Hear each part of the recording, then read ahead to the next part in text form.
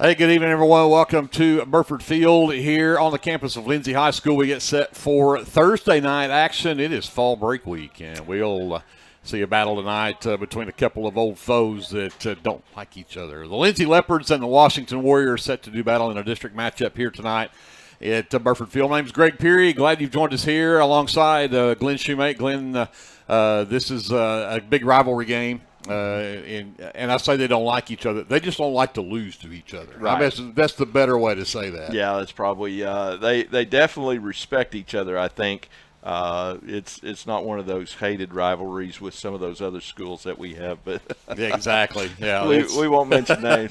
No names. But no, it's more of a mutual respect between these two programs, and they play each other in everything. They're in the same conference in basketball. They play each other in football. In baseball and softball, and so both of these student sections know each other very well, and the coaches know each other very well, and kind of like Coach Embry said today, we just like to go compete with them, and we don't, they're our rivals, but it's something that we look forward to competing with them. Well, and this game, of course, has a lot of extra meaning to it on the side of the Leopards, and this was a special night anyway. You'll notice rocking out the Crush Cancer shirt. Mm-hmm. We will honor the Hines and Milligan's families at halftime of this game for their families and the battles with cancer that they are going through. And of course, that in itself, is a very emotional. That's a very, very meaningful night. And of course, the Lindsay community mourning the loss of one of our own in Tristan Manning. So vital member of this team. You've heard and read all kinds of stories of the type of young man he was, and of course related to so many of the guys on the team. So that's really makes it. This is a really tough game tonight for these guys to try to put that aside and come out here and play a game that's number one important in your district. And but again, because of the matchup, it is. Yeah, like you said, first with the Crush Cancer, it's hard to find somebody that hasn't been affected or a family member been affected with cancer. Yourself, right? Myself, yeah. And so my brother passed in 2017 of prostate cancer, and so I've been fortunate, but it's such an emotional subject for everybody involved, and then you heap on the fact that you have a tragedy, and that's what it is, a tragedy like happened this week. It's really tough for kids to process all that stuff and still focus on football. And that's, Coach Embry said today, I keep going back to that because he was having a tough time getting through the coach's show. He's had a tough time with it, but those players, they become family. They're around each other so much, and when you lose somebody like that all of a sudden, it's really hard to process, and so these guys have been resilient this week, and they're going to go out there and give it their best, but it really puts the game in perspective. It sure does. And so from all of us at KBOP, our thoughts and prayers with the Manning family. There are no words. There's nothing you can say that will to make that any easier, but we're very thankful. And again, we're going to talk about class and the way these two teams respect each other. The Washington student section put the word out. They are going to do an orange out tonight for the student section in honor of Tristan and that family. So, for a lot of those kids to put orange on, that would be probably the hardest thing in the world to do. Willing to do that to show your respect for your fellow teammates and guys that are out there playing football on the field with your team. So again, a big thank you to the student section again from Washington for being willing to do that. But I promised that we were going to get the hard stuff out of the way first. We'll do that, and we're going to step aside and we'll send it over to JD. We're going to take a time out here and hear some words from our sponsors. for Lindsay Leopard football, and of course our presenting sponsor, the First National Bank in Lindsay. But tonight's game is also brought to you in part by Abiding Home Healthcare of OKC, by American Exchange Bank, Bunch and Sexton School Supplies, LLC, also by Calvary Baptist Church, the City of Lindsay, Clements Insurance, Design It in Lindsay, Aaron Springs Baptist Church, the First Baptist Church of Lindsay, Hassler Hot Oil Service, Hot Mess Coffee Company, and Java House Realty, Jake's Shortstop, Jerry Tucker Roustabout Reynolds, Junkin with Janet, Legacy Roofing and Construction, Legends Pub House and Venue, also by the Lindsay Church of Christ, Lindsay Municipal Hospital, Lindsay Vision Center, Meat Locker Barbecue, Morris Motorsports, Physical Therapy Central, Rural Electric Cooperative, Rusty's Dispensary, S&H Tank Services, and also in part by Sharon's Beauty Shop, Shopper News, Summers Insurance Agency Incorporated, Sooner Valve Repair, South Central Medical and Resource Center, Super C, the United Methodist Church, and Vickers Construction. Over to JD, some words from those folks. We'll be back with more of your First National Bank pregame show from Burford Field right after this timeout on KBLP. The First National Bank of Lindsay is proud to be a sponsor of tonight's football broadcast. Whether you're looking for a business loan, a personal loan, or a certain type of deposit product, chances are we have what you're looking for. First National Bank, locally owned and operated, insured by FDIC, equal housing lender. Tonight's football broadcast is brought to you in part by the City of Lindsay, proud supporters of Lindsay Leopard football and all student endeavors at Lindsay Public Schools. Keep up with local information and events at cityoflindsay.com, which now offers easy online bill pay. Good luck to the Leopards this football season from the City of Lindsay. This is Jared Thomas from the American Exchange Bank here in Lindsay. We at the American Exchange Bank have one goal, and that is to be a great hometown community bank that offers great customer service, a friendly face, and multiple loan products to meet your short and long-term financial goals. Come by and visit us at 402 South Main at www.aebank.us or now on your phone using our new mobile feature, member FDIC and equal housing lender. This is Brandon Cottrell, pastor at Calvary Baptist Church. Just want to take a moment and invite you to come worship with us this Sunday. Classes begin at 9:30 and worship follows at 10:45. We have something for all ages each Wednesday night. Meals begin at 5:30 and Bible study follows at 6:30. We would love to have you come be a part of our worship. We are located 410 West Chickasaw. Come join us.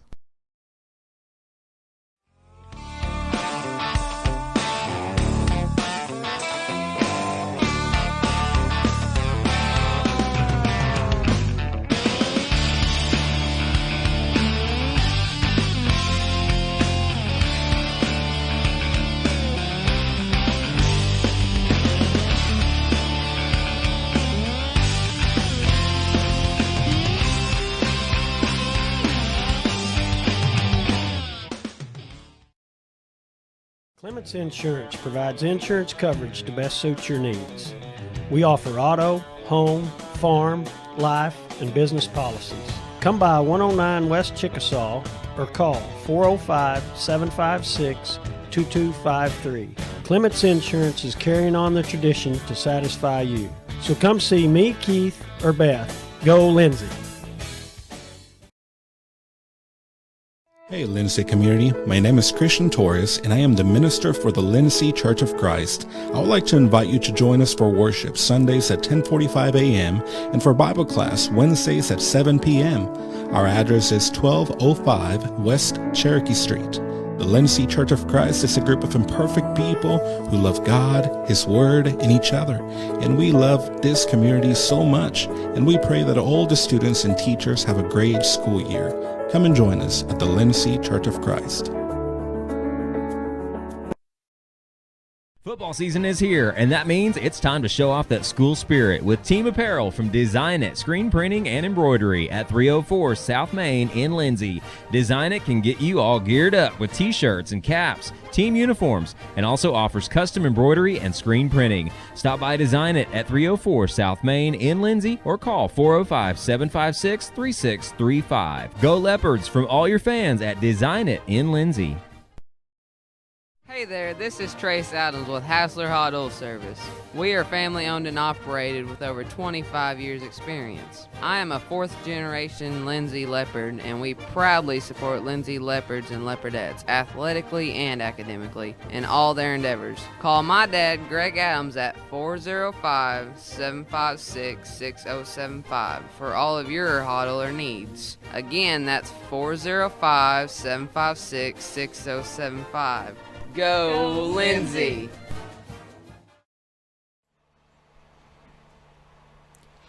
We're back here at Burford Field. Greg Peary, Glenn Shoemake here. Also, we need to mention J.D. Scruggs over on the laptop. Andrew Lyon up top with the camera. Brianna Miller back at our studios. And we got, Ainsley got the most beautiful picture of Ainsley a while ago. She was the pre-K princess over in Maysville in the homecoming parade today. So awesome. She was just cute as a button. So and then you mentioned we need to talk about the cross-country teams. Right. Cross-country, the rankings came out yesterday, actually, and our boys' cross-country team is ranked 7th in the state, and our girls are ranked 12th. Wow. And they will compete.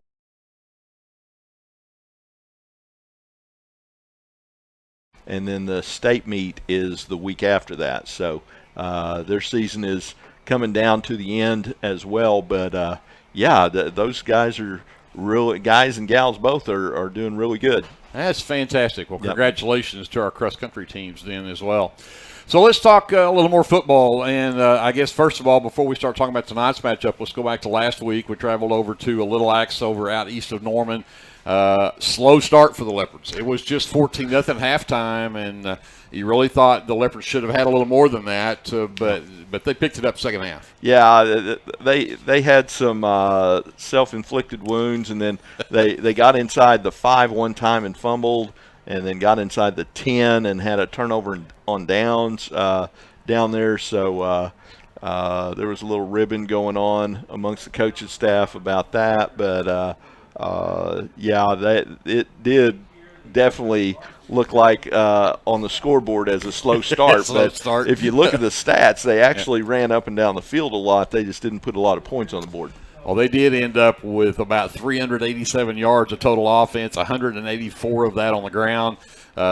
6 carries, 56 yards led the way for Ty Ferguson, and but then saw Caden Klingman came in. He ended up with 36 yards on 7 carries, and then Dutton Taylor had 36 yards on 4 carries. Dutton even had a touchdown in their rushing touchdown, along with Klingman.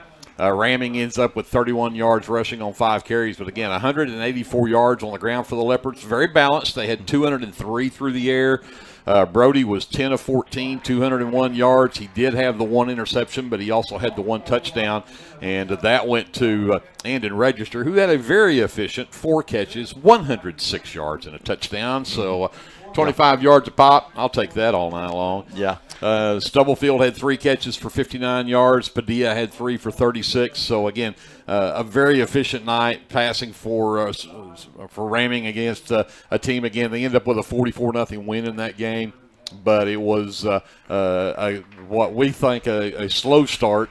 But they came out in the second half, figured out what they needed to do, finally got in the end zone, and, of course, they came up with some pick sixes, had a couple of pick sixes.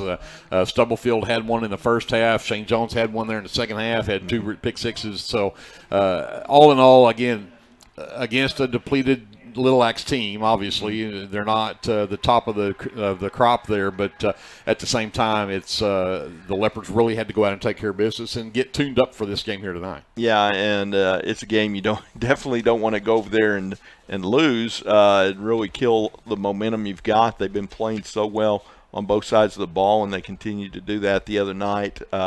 But they still have those little mental errors, those false starts on 1st and 10, puts them back a little bit, things like that they really have to clean up going into tonight. Well, talk about tonight. Let's first talk about this Washington team that come in undefeated, 6-0, ranked number 1 in the state in Class 2A. They defeated Vian, who's also now in the top 10 in Class 2A, their first game of the season. But they beat Sulphur, they beat Jones, they beat Frederick 40-7. Beat Community Christian 42-7. They played Crooked Oak last week, beat them 39-0, and they've actually been the last 2 or 3 weeks without their starting quarterback, Major Cantrell, out with an injury. Cantrell looks like he's going to be back tonight. Not good news if you're a Leopard fan. But Hendricks has done well in his absence against Frederick. He was 9 of 16, 171 yards and a touchdown. He also ran the ball 6 times for 50 yards. If you go look at the CCS game, he was 12 of 18 for 341 yards and 5 touchdowns. Of course, Hendricks started last year as quarterback, played the first 3 or 4 games, and then Cantrell came in. But they've got weapons that they can throw to. They've got, I think we were talking earlier here in the press box, 5 or 6 D1 prospects on this team. This is a loaded Warrior team. Yeah, absolutely. They don't have a weak unit among them. The offensive line is huge. Talking about D1 prospects, both their defensive ends are being looked at that level on defense. Secondary has played well. And like you said, Major Cantrell coming back just really adds more power to him because his legs, he can run. And Hendricks can run too, but he can't run like Major Cantrell can run. And so those dual threat quarterbacks are always the hardest thing to cover. And so we'll see what the Leopards have in store for the Warriors tonight. And they'll run Braden Arthur out of the backfield as the running back. He's 5'9", 170, but runs like a tank. Runs over people. He can get past you. He's got speed when he does. So it's pick your poison. Like I said, you talked about their defensive ends. They've got 2 tight ends that moved in down there as well. That number one, I think one of those is Nate Roberts, is number 9. He's 6'4", 215. 6'4", 215 is Cooper Alexander, who is the Alexander that played for OU, and Stephen Alexander's son. So, there's connections there to some greatness, So, again, this is a loaded Warrior team, and the Leopards are really going to have to put their best game out there tonight. But that being said, the Leopards are stingy. They're only allowing about 8 points a game from a defensive standpoint. They're putting up 30 a game. So, this is going to be a good night for the Leopards to try to figure out really where you're at. Yeah, so, and we were talking in the coaches show, and Coach Emery didn't have any answers either. But you kind of ask yourself, who are you going to be more offensive? Is it going to be a blowout, or is it going to be a defensive battle? You just don't know, and so we'll see. We'll see how it goes. See how it plays out. The pride of Lindsay is on the field for our national anthem. We're going to send it back to JD. We'll have some words from our sponsors. We'll be back with more of your First National Bank pregame show and your starting lineups right after this timeout on KBLP Live. Jake's Shortstop offers gas, snacks, ice cream, pizza, subs, wings, and the coldest drinks in town. Everyone at Jake's Shortstop says good luck to the Lindsay Leopards this football season. Tonight's broadcast of Lindsay Leopard football brought to you by Jerry Tucker Roustabout, providing all of your general oil field maintenance needs, including roustabout services, swabbing, crane services, rock hauling, and dirt work. Good luck, Leopards, from Jerry Tucker Roustabout. With Oklahoma's weather being unpredictable, you need a trusted roofing company. At Legacy Roofing and Construction, we are proud to serve Lindsay, Oklahoma, and the surrounding areas. Call Legacy Roofing and Construction for a free estimate at 405-756-8855 or visit our website at legacy-roofing.com. At Rural Electric Cooperative, we're committed to providing electric power and opportunity to the many areas our members call home. That includes supporting youth programs that teach life skills and build character. With REC, you're more than a customer, you're a member owner. And that's why we're always working hard to provide you with the most dependable electric power possible. As a Touchstone Energy Cooperative, REC is dedicated to providing the best service possible and supporting the communities in our service area. The Board of Directors, physicians, and employees of the Lindsay Municipal Hospital would like to take this time to recognize the Lindsay High School football team, the coaches, and players. Good luck, Leopards, from your fans at the Lindsay Municipal Hospital. And remember, if a medical emergency arises, call or visit the Lindsay Municipal Hospital, another Leopard supporter. The Aaron Springs Baptist Church is a proud supporter of the Lindsay Leopard football team and would like to invite you to join them for Sunday school at 9:30, Sunday morning worship services at 10:45, Sunday evenings at 6, and Wednesdays at 7. Good luck, Leopards, from everybody at Aaron Springs Baptist Church.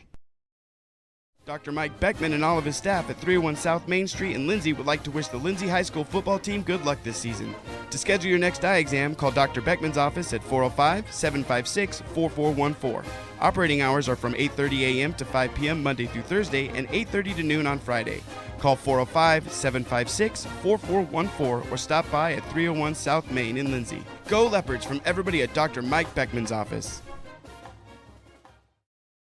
This broadcast of Lindsay Leopard Football is brought to you by your friends at Physical Therapy Central, 301 East Cherokee Street in Lindsay. When you're ready to take that first step towards living a pain-free life, let Physical Therapy Central create a treatment plan just for you. Call 405-756-2324. Visit ptcentral.org or come by 301 East Cherokee in Lindsay. Good luck, Leopards, from Physical Therapy Central. Fans, this is Nick Johnson from First Baptist Church. I'd like to invite you to join us every Sunday for worship at 9 a.m. and Sunday school following at 10:15. Our Wednesday evening activities start with dinner at 5:50, and we have Bible studies for children, youth, and adults starting at 6:30. Also, I'd like to invite you to come to Judgment House and experience this walk-through drama with a life-changing message. The dates are October 26th, 27th, 29th, and 30th. Call our church office 756-2266 for more information. First Baptist Church is proud to support the Lindsay Leopards and wish all of our student athletes and our marching band a successful season this fall. Go Leopards!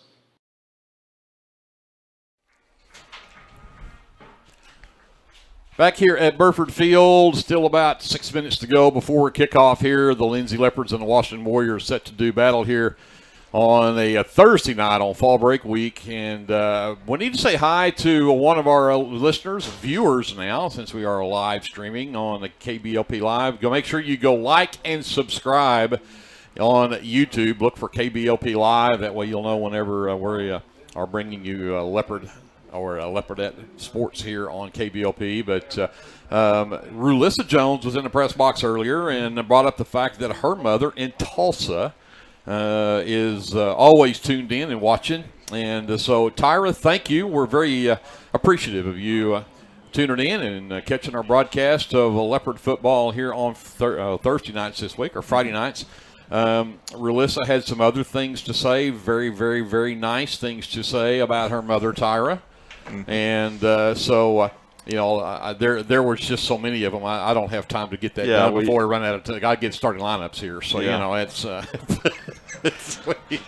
And I am joking. She was very complimentary of her mother. So, Tyra, thank you. We're glad that you're tuned in there in Tulsa, and of course anywhere around the world. Anybody you think might be interested in watching some Leopard football, be sure and tell them right where to find us there on YouTube, KBLP Live. Yeah, I think Doyle Gredeman and Mike Eubank have the record right now. Cape Cod. Okay, there you go. So, yeah, the farthest distance. Distance away of a viewing. So we mentioned that the Warriors come in 6-0, Leopards come in 5-1 in this rivalry since 2008. The Leopards are 6-7 against the Warriors. The Warriors have taken home the trophy the last 3 times, if you want to call it a trophy. Have beat the Leopards the last 3 years. But there was a couple of years before that, the Leopards actually did pull off wins there, and it's kind of back and forth. But again, 6-7, very evenly matched rivalry between these two teams, and so we would expect nothing less than that here tonight. So let's get to the starting lineups. If I can find my starting lineup sheet here, and talk about these guys that'll be out here on the field battling for the Leopards tonight. We've talked about probably some of the major players for the Leopards, and or for the Warriors rather, as don't have their actual starters, but let's talk about the starters here for the Leopards, and we'll start with the guys up front on offense, and that'll include at center, number 64, Bo Blankenship. He's a 5'10", 262-pound senior. Over at left tackle is number 57, Owen Simonton. He's a 5'9", 211-pound senior. At left guard is number 60, Aaron Rivera. Rivera is a 5'9", 231-pound junior. Over on the right side, number 63 is Tommy Cunningham. He's a 5'9", 183-pound senior. And tonight at right guard will be number 79, Levi Smith. Smith is a 5'10", 266-pound junior, but Levi normally number 62, and he is wearing 79 tonight in honor of Tristan, since that was Tristan's number. So he will be wearing a Tristan's number, and they actually have Tristan's jersey out there on the field with them during the coin toss. Again, very touching move to get out there and do that. But that's your guys up front for this Leopard offense. Let's talk about your skill players and start at the quarterback spot. Number 1 is Brody Ramming. He's a 6'2", 198-pound junior. At running back will be number 8, Jacob Vaughn. Vaughn is a 5'8", 198-pound junior. At the wideouts, number 20 is Andon Register. He is a 6'3", 175-pound senior. Bentley Kessler still out with that ankle injury, and so we will not see Kessler tonight. In his place will be number 25. That is Seth Padilla. He's a 6', 191-pound senior. At the other wideout, number 26, Price Stubblefield. He's a 5'10", 178-pound junior. And then at the H-back will be number 28, Shane Jones, 6'1", 196-pound junior. Talk about on the defensive side of the ball for the Leopards. And they'll start on the line at number 65, Ethan Childers. He's a 5'10", 236-pound junior. Simonton, number 57, the senior, also starts up on that defensive line. At the defensive end spots, number 34, Priest Williams, a 6'1", 215-pound junior. We'll also see number 28, Shane Jones, at the other defensive end. At middle linebacker will be number 2, Ty Ferguson. He's a 5'7", 160-pound senior. On the outside linebacker spot, you'll see one's Brody Ramming, number 1, 6'2", 198-pound junior. On the other side will be number 26, Price Stubblefield, the junior. Then back at the corner positions, number 25, Seth Padilla will be there. And in the place of Bentley Kessler at the other corner will be number 15, Jack Dodd. He's a 5'10", 160-pound senior. And then at the safeties, Andon Register, number 20. And then number 6 is Austin Hines, a 5'7", 158-pound senior. The head coach for the Lindsay Leopards is Sam Embry. He is assisted by Stephen Merrill, Joe Foster, Jacob Offalter, Caleb Hall, Will Kaufman, and Tom Inman. Washington Warriors head coach is Brad Beller, of course. He is assisted by Jeff Colbeth, Shane LeBeth, Paul McKay, Ethan Fjorborn, Cornelius Crawford, Jory Perry, Queston Autry, Brady Colbeth, and Jackie Autry. Jack over there helping them out. I think Tommy said earlier he's helping them out coaching the defensive line. So made the statement that what would make him kind of come out of retirement to go up there and do that kind of part-time. He wanted to work with Q. And why in the world would you want to go work with Q? Yeah, I mean, really. I mean, come on. Yep. He may be your son, but I mean, come on. Yeah. But, again, and of course, I said I would say some nice things. Shane LeBeth, a good friend of mine, over there on the coaching staff at Washington as well, saw him as I got to the field tonight, and we chatted for a bit and promised him I'd say some good things on the air about him, and I told him it all depends on how the football game goes. So, Shane, you're we'll see, buddy. Yeah, and if you're seeing this, I don't know what – I haven't watched the camera, but this is the longest spirit line I think I've seen, and I think it's really awesome that the Washington Warrior cheerleaders are even at the end of that. So that's pretty impressive. So, and I like the flag. They've got the orange flag with the Tristan 79 and T-Boogie. Nickname for Tristan. But again, and so many. You can see the Washington student section headed back across over there. A lot of Washington people out in that spirit line. So, I think probably 80% of the people in the stadium were out there on the field. So it may take a minute to get everybody off there, but we can play some football here. Did you watch the coin toss and see what happened? I did, and Washington won the coin toss, and they elected to receive. Wow. And Lindsay will kick off from right to left, west to east on your radio dial, and right to left on your TV dial. I like how you did that. Because it would be odd if it was backwards. Yeah. One way on the radio and the other way on your TV. That's right. Again, thanks for being with us here tonight on our live broadcast of Lindsay Leopard football presented by the First National Bank. My name is Greg Peary, alongside Glenn Shoemake, J.D. Scruggs, Andrew Line up top. I didn't mention Paige a while ago. Paige Sutherland keeps all of our graphics and programming up to date. Thankful to her for everything she does behind the scenes. Of course, Brianna Miller back at our studios. So Ty Ferguson will tee it up for the Leopards, and we get set to get underway here on a Thursday night in Lindsay, Oklahoma. Glad you've joined us here. This is going to be a fun one. Yeah, and I'm excited to see if the offenses dominate this game or the defenses or a combination of both, Right. So I can tell you turnovers are going to be huge. Field position is going to be huge like it is in any close game.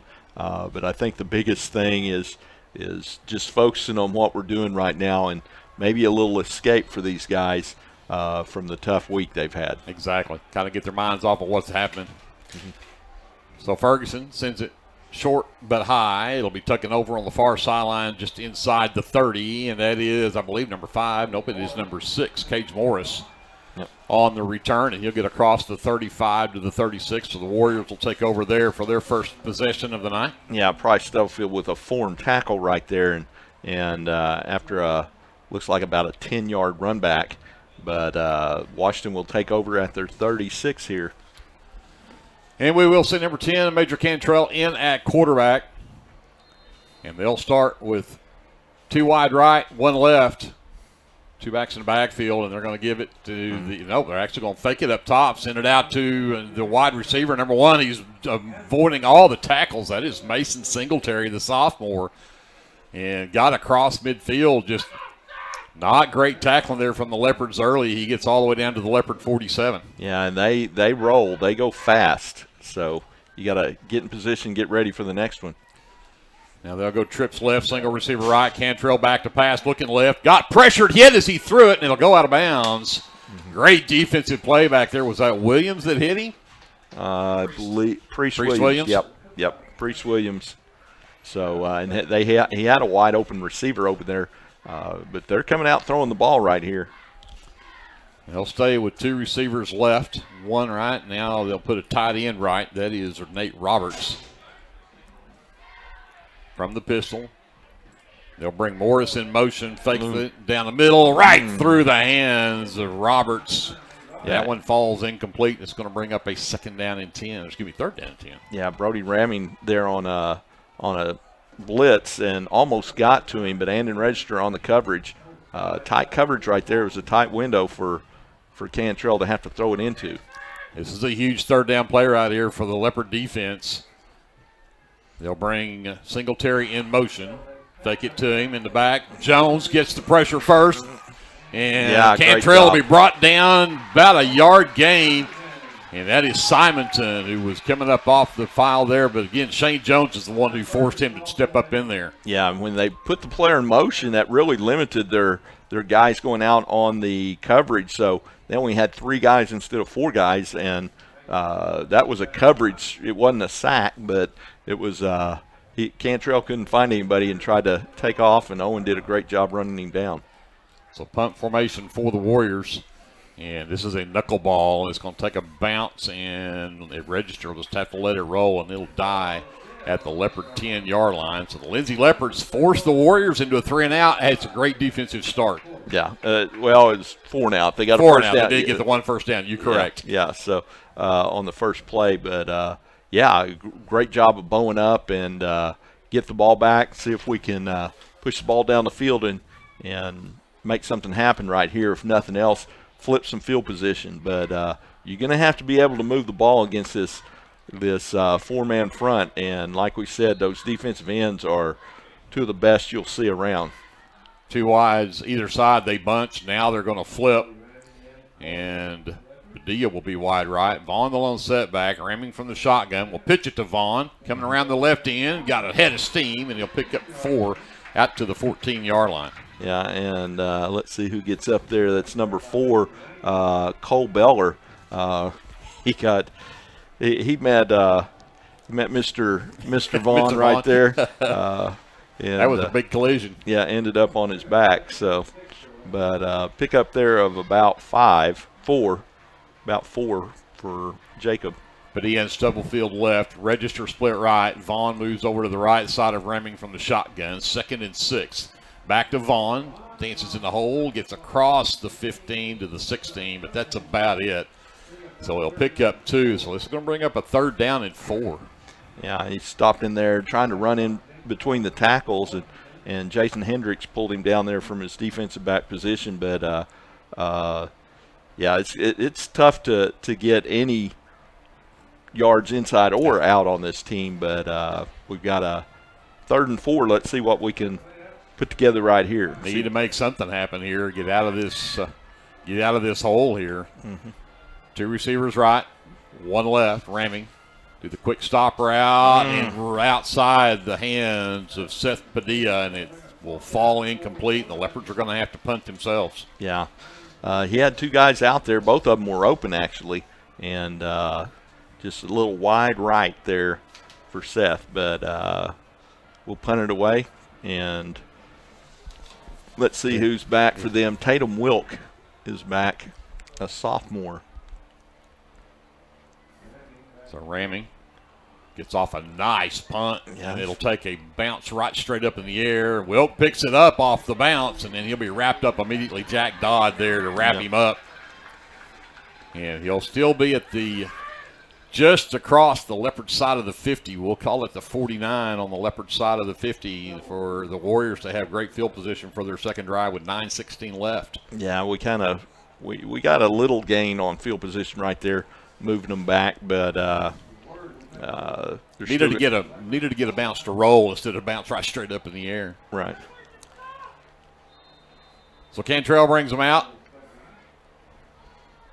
1 single receiver right, and actually that's Hendricks back in at quarterback, and they're going to get off to number 7. That's Cole Scott. He's got speed and strength, and he's going to get all the way down to the Leopard 35-yard line. He'll pick up 15 yards and a 1st down. Yeah, Seth Padilla pushed him out of bounds there, but not before he picked up 15, but good run. That was their first running play. Quickly come back up, twins either side. Hendricks from the pistol, and they're going to get Simonton to jump on the hard count. So that'll give them a 1st and 5 now and move the ball to the Leopard 30. And I think that's only 4 yards, but I guess they didn't give him the 30. Or 35. They actually gave him the 36. So that's my fault. So they will put it at the 31. And Hendricks drops the snap, picks it up. But Priest Williams is right there to wrap him up as soon as he does. Great job by Priest getting on him and not letting him make something out of nothing right there. And got the 5 yards back plus 1, so loss of 7 on that play. So back to the 37-yard line. Loss of 6. Back to pass. Hendricks, 2nd and 11. Flushed out of the pocket. They give chase. He'll throw it over the middle and nearly caught, but a great defensive play as Andon Register knocked him loose as Morris had it in his hands. Yeah, and Brody Ramming just unleashed on Hendricks right there before he released it too. So that'll bring up a 3rd down. Neither team's been able to get off the field on a 3rd down yet, but it's big 3rd and 11 for this Leopard defense. Back at the Leopard 37. Of course, this deep, you may think Washington may think 4-down territory here, but Scott will be the lone setback. They'll go twins either side from the shotgun for Jackson Hendricks. Back to pass. And they right up the middle. Ramming misses the tackle, though. He's going to sprint and breaks another tackle, and he'll get to the 35. Still well short of the 1st down, but he just Ramming was untouched right up the middle. Yeah, they ran a center blitz with Ramming and Ferguson right up the middle, and knew one of them was going to get there, and it was Brody, and he missed him. But Ethan Childers ran him down from behind after he broke a couple of tackles to gain a yard. But like you said, they're in 4-down territory now, so it'll be they're 4th and 10. Yep, they're going to punt it away. They're punting. And this one will bounce. And, again, take another Warrior roll. This time it'll go all the way down to the 6-yard line. So The Leopard defense has bowed up and has held the Warriors. 7:43 left to go here in the first quarter. We're scoreless, but the Leopards are, again, deep in their own territory at their own 6-yard line. And it'll be a 1st and 10, Leopards there at the 6.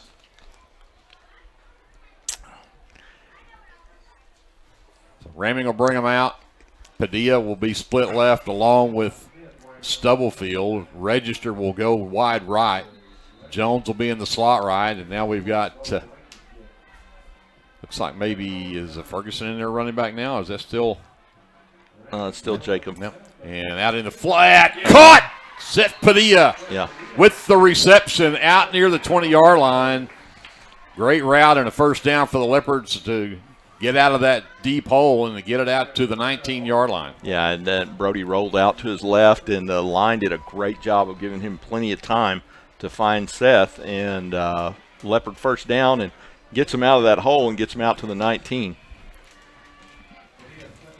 This time, Register split left, Padilla split right with Stubblefield. Give it to Ferguson. Ferguson right up the middle and a couple of tough yards. In fact, maybe just one to the 20 and bring up a 2nd down and 9.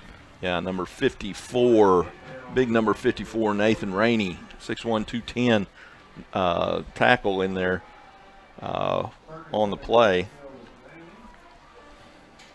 Register will now be over split left as Stubblefield and Padilla will go right. Ferguson moves over to the right side of Ramming. The clock runs 7:03 left here in the first quarter. We're still scoreless. They'll bring Stubblefield in motion. Missed the block, pressure, and run. Ramming dropped it, but he fell right back on it. But that's going to be a tough one there because that's going to bring up now a long 3rd down play. Yeah, loss of about 7 on that play, and they kind of run a corner blitz, and the defensive end over here and the corner were both running free, and we could only block one of them. Yep.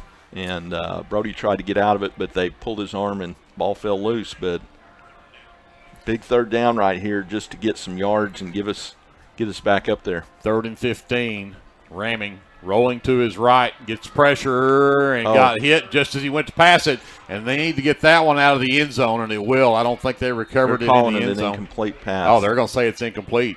Yeah. That shocks me because I thought he knocked it loose before his arm was coming forward, but that's a break for the Leopards right there. Absolutely. So we did manage to get a first down, but kind of lost some of it back on the fumble play. But we live to fight another day. There you go. Ramming will be backed up now inside of his own 5 to punt this one away. Good snap. It's off a better punt this time. It'll take another backward bounce, though, and then it's going to be right back at the Leopard 49. We're going to play on between the 49 and the 5, looks like, all this first quarter. 6:04 left to go here in the first quarter. We're still scoreless, but the Warriors fixing to have their 3rd possession here. Both teams pick up 1 first down, and then it's 3 and out. Yeah. So defense is kind of dominating right here. And it's going to be a big play, I think, that's going to bust something loose on either side. Cantrell back in at quarterback. He'll go twins either side. Scott looks like is the running back. Cantrell gives it to Scott right up the middle, and he'll get 4 tough yards to the 45.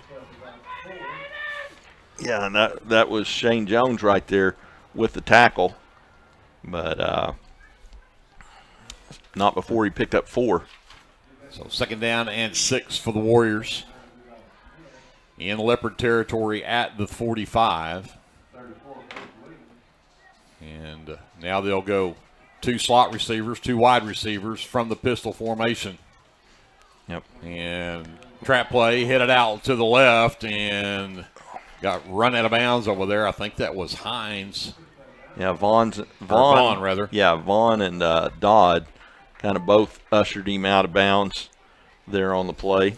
But it's going to be close. Let's see where they mark him. They mark him short. Mark him at the 40. He's going to be a yard short, even though he picks up 5 there. I'll bring up a 3rd down. Washington's 0 for 2 on 3rd down so far. So See if the Leopards come with some pressure like they did last time, come right back up the middle. Bunch receivers to the right, wide receiver out to the right. Cantrell from the pistol, calls for it, gives it to Scott. He'll break it to the right. And great job, and to register the forward. They're giving him way too much forward progress, but they'll give him the first down at the 38. Yeah. He threw it backwards, but he did get forward progress, but I didn't think he got. I didn't think he got that much. Yeah, I didn't either. They'll go hurry up. Twins right, one left, slot receiver and ramming, or excuse me, that's Vaughn tried to time the snap so he could break through there like Ramming did earlier, and that'll be the second offside penalty on the Leopards. That moves it to the 33-yard line, makes it 1st and 5. You got to applaud the aggressiveness. Oh, absolutely. But stop before you get to that neutral zone. Back to pass, out in the flat, has the receiver and immediately grabbed and dropped. That is Cage Morris on the reception. Yeah, and Jack Dodd holding on for dear life right there. I'd like to see Jack kind of read that a little better out of his hand and come up and pick 6. There's nobody between him and the goal line. But good job of getting him down. That's Washington's 4th first down, and now they're down here in threatening territory. Red zone. And the red zone at the 17, 1st and 10. That was a 16-yard reception for Cage Morris. Cantrell, play action, got it to Scott. Scott to the outside, maybe a little hold going on the edge over here that will not draw a flag, but they'll get down to the 9-yard line. That's a pickup of 8 yards from Cole Scott. Yeah, and registered there with the tackle, but getting a lot going outside. They're not getting much up the middle, so.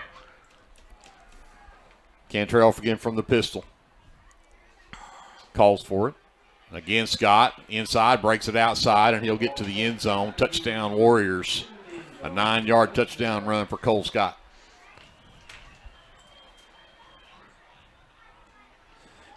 So that 49-yard drive took 7 plays. Yeah, and good job. Scott looked to go up the middle on that. That play was actually designed to go between the tackles and saw that there was nothing there and bounced it outside and got a good block from his wide receiver over there. Get in for the touchdown. Mason Thomas on for the extra point try. And kick from here looks good. They say it is. 3:58 left to go. The Warriors have finally gotten somebody on the board. They lead 7-0 here in the first quarter. We're going to send it over to JD, some work sponsors. We're back with more live coverage of Leopard football presented by the First National Bank right here on KBLP Live. Hey, it's Friday. Game day from Mr. J. Good luck, Leopards. S&H Tank Service is your choice for Lindsay owned and operated vacuum truck service. S&H Tank Service's fleet is equipped with transports, bobtails, pump and kill trucks rated up to 10,000 psi, plus hot oil units, rock trailers, frac tanks, mud and shell haul-off pits, and soil farming. As Lindsay High School graduates, S&H is proud to support Lindsay schools and all of their student activities. S&H Tank Service would like to wish the Leopards and Leopardettes the best of luck in everything they do. Give S&H a call anytime, 24/7 at 405-756-3121. That's 405-756-3121. And remember, your phone starts our trucks. That's S&H Tank Service of Lindsay. So Thomas to kick it away for the Warriors as they've taken a 7-0 lead here. That one's taken on the far side of the field. And that is Stubblefield. He's at the 25, the 30, the 35, spins, and then gets slung out of bounds just shy of the 40-yard line. That's a nice return for Bryce Stubblefield. Yeah, and gets us our furthest penetration. We've started our first two drives down there inside the 15, and so kind of nice to be out here at the 39 to start this one. Padilla will go wide right. Stubblefield, Jones, and Register are in a bunch to the left. And Vaughn takes the pitch from there, gets the block on the edge from Register and across midfield, and he'll be in Warrior territory And they're going to mark him out of bounds at the Warrior 43-yard line. Huge play there for Jacob Vaughn. Yeah, and that set up great with that bunch set. And that plenty of blockers over there for Vaughn to go down the sidelines, and great blocks by Andon Register and Price Stubblefield to break him loose for the Leopards' second first down and first venture into Washington territory. They move it back to the 43-yard line. 19 yards on the run from Vaughn. They're going to try it again, and this time nothing doing. Said fool me once, but not fool me a second time. And of course, gotta have some John on the field, I guess, if it's a rivalry game. Yeah. Ben Vaughn on the tackle. Yeah, loss of 6 right there. Back to the 49. So let's bring up a second down and 16. You reckon they're related? Probably Ben not. Vaughn and Jacob Vaughn. But that might be if they're related, I'll take the John. Yeah. You know. Hey, cuz, I got you. I got you, yeah. Stubblefield and Padilla split right. Fake it to Vaughn. Back to pass. Ramey's getting pressure. Throws it. It's caught. Stubblefield on the reception. He'll get across the 40 and down to the 39, 38-yard line. Short of the first down, but he makes this third down a whole lot better with that catch right there. Yeah, that was Shane Jones. Shane Jones on the catch. Shane Jones on the catch. My apologies, Mr. Jones, for giving that credit to the wrong spot there. Yep. Again, they move it to the 38-yard line, so that's an 11-yard reception there for Shane Jones. Yeah, Leopards are 0 for 2 so far on the third down, but it's definitely third and manageable right here. And like Washington earlier, they may be in 4-down territory. Trips right. Back to pass Ramming. Gets pressure, throws it back. Jones again. And he's just going to try, but he's going to come up a couple of 3 yards short as they're going to stop him at the 36-yard line. Great design there. Jones fighting for all that he could, but he's still going to be a couple yards short, but I think you're right. We're going to be 4-down territory here, and, in fact, here comes Ty Ferguson. Yeah, number 24, Hudson Howard there with the tackle, and then he got some help, but Shane was doing everything he could to try and get over there. 4th and 3. Play clock is down to 10. I'm thinking maybe Coach Embry is going to be looking to maybe call timeout here because they're not going to get this one on 3, 2, and we'll get a timeout. Yeah. So let's take it with them. 1:07 left to go here in the first quarter. Warriors up 7-0, but a 4th and 3 coming up for the Leopards when we come back after this. This is live coverage of Leopard football presented by the First National Bank here on KBLP Live.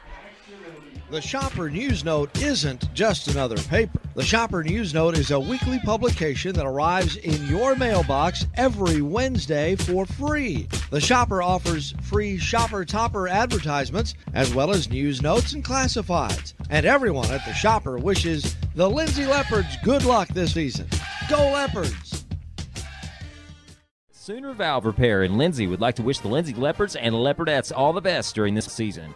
When in need of a valve repair, come by Sooner Valve Repair at 106 Southwest 9th Street in Lindsay, Oklahoma, or call 405-756-1599. Good luck, Leopards, from Sooner Valve Repair in Lindsay.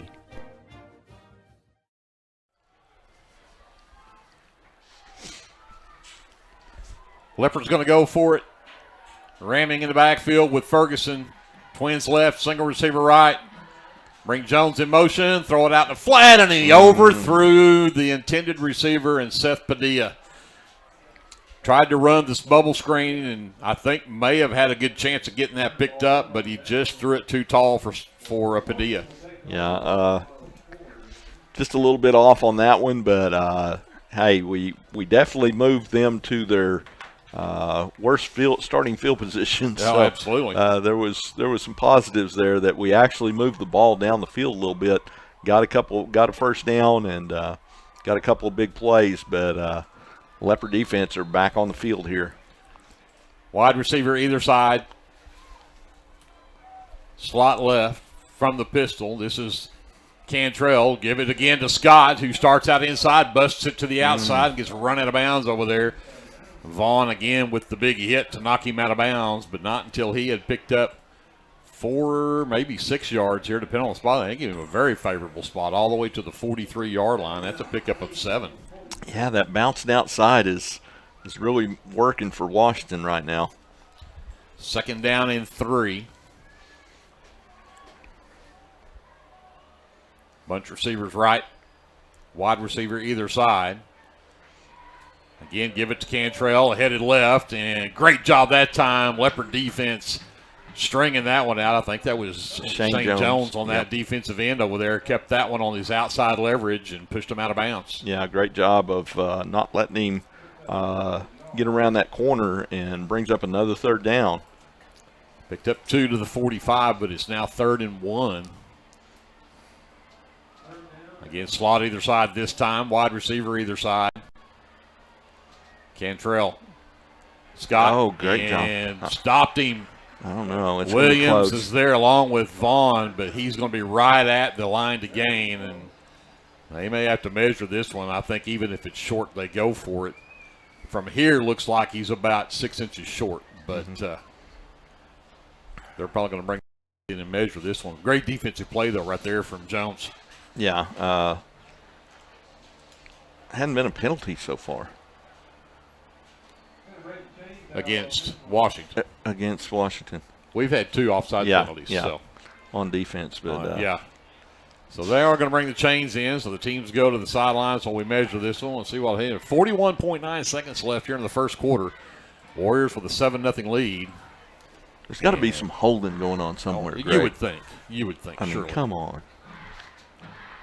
And wait to stretch the chain here. About half the length of the football, it's a 1st down. That's Washington's 5th 1st down here in the first quarter. 41 seconds left, 41.9. So we'll see what happens now if the Leopards can get back in control here. Again, they've got Warriors on their side of the 50, which is someplace they've not been a lot here in this first quarter. They'll go wide receivers either side. They'll put the 2 tight ends in the slot right. Cantrell back to pass, gets some pressure. Now right down the middle of the field, overthrows everybody. Cage Morris, the closest one there, but yeah, Austin Hines back there covering, was running step for step in front of the receiver, in fact. So Austin actually had a better chance of getting it than the wide receiver. Number 24, Hudson Howard, is in the game at running back right now for the Warriors. They'll bring Roberts wide right along with Singletary. 2 receivers wide left. Cantrell from the pistol. 2nd down and 10. Their own 46-yard line. And right up the middle, and huge hole that time as, again, Hudson Howard quickly gets into Leopard territory all the way down to the 43-yard line. Yeah, and it was Price Stubblefield from his defensive back position gets him, but that's Washington's 6th 1st down, and that's where we'll end the first quarter. First quarter is over. 7-0 lead for the Washington Warriors. We'll flip to the other side of the 50 and come back with the second quarter after this. This is live coverage of Leopard football presented by the First National Bank on your sports leader in South Central Oklahoma, KBLP Live. South Central Medical Center is a proud supporter of Lindsay Public Schools, and all of the staff and providers would like to wish the Lindsay Leopards the best of luck this football season. Go Leopards from everyone at South Central Medical Center. Tonight's broadcast of Lindsay Leopard football is brought to you by the Lindsay United Methodist Church at 114 West Chickasaw Street. You're invited to come by this Sunday with Sunday school at 9:45 and weekly worship service beginning at 10:55. You can also tune in here for the live radio broadcast every Sunday morning at 11. Keep up with events and activities at lindsayumc.com. Here's to a blessed Leopard football season from everyone at the Lindsay United Methodist Church. Rural Electric Cooperative is a proud member of the Lindsay community. REC is dedicated to providing dependable electric power to its customers and supports Lindsay High School in both academics and athletics with that same dedication. Good luck, Leopards, from everyone at REC in Lindsay. Back here at Burford Field, Greg Peary, Glenn Shoemake. And Warriors facing a 1st and 10 at the Leopard 40. It's supposed to be the 43-yard line. This guy placing the ball can't see yard line to yard line, and he finally does get it put at the 43. Major Cantrell in at quarterback. Hudson Howard at the running back. Twins either side from the pistol formation for Cantrell. Back to pass, looks to his right and has a man out in the flat, but overthrows Singletary. That one will fall incomplete. It'll bring up a 2nd down and 10. Yeah, great job of Wyatt April beating his block and getting in there and hitting Cantrell right before he released for the ball to sail high. But we're getting some penetration right there. Ty's blitzing every time. The tailback picked him up that time, but they're wanting to put a lot of pressure on that quarterback. 2nd and 10, Twins either side, again from the pistol. They're going to try this again, and again misses his mark. Pass was intended for Roberts out there from that wide receiver spot, but it's going to fall incomplete. It's going to bring up a 3rd down and 10 now for the Warriors at the Leopard 43. Yeah, on that split play, or Twins each side, they're running a pick play. And when they do that, the inside player's picking for the outside player, and just a bad throw right there on Cantrell's part. Cantrell back to pass. Got time. And again, not anywhere close to his intended receiver Roberts there, which is just very not something very uncommon for Major Cantrell. His last 3 passes have been really kind of way off the mark for what he is normally so accurate at. Yeah, Seth Padilla running with the wide receiver right there, and then Andon Register came over to support from his safety position, but they're forced to punt right here. 4th and 10 from the Leopard 43, and this punt short, wobbly, heads to the sidelines, but again will take a huge bounce and go out of bounds inside the Leopard 15-yard line. So again, got a nice roll out of it to pin the Leopards inside their own territory at the 15, maybe the 14-yard line. Yeah, they're putting it at the 14. So Leopards get it back here with 11:39 to go. Let's see if we can take this thing down the field and tie this game up. Absolutely. Leopard defense has been doing their part. Offense has had their moments. Let's see if we can string something together here. Ferguson's going to come in at running back.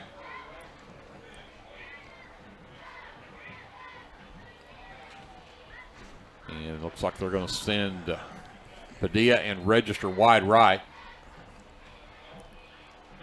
Ramming calls the quarterback keeper and gets a couple of tough yards, and that's about it. So he'll get to just across the 15 to the 16-yard line. Yeah, he's submarine there by I can't get that guy's number over there.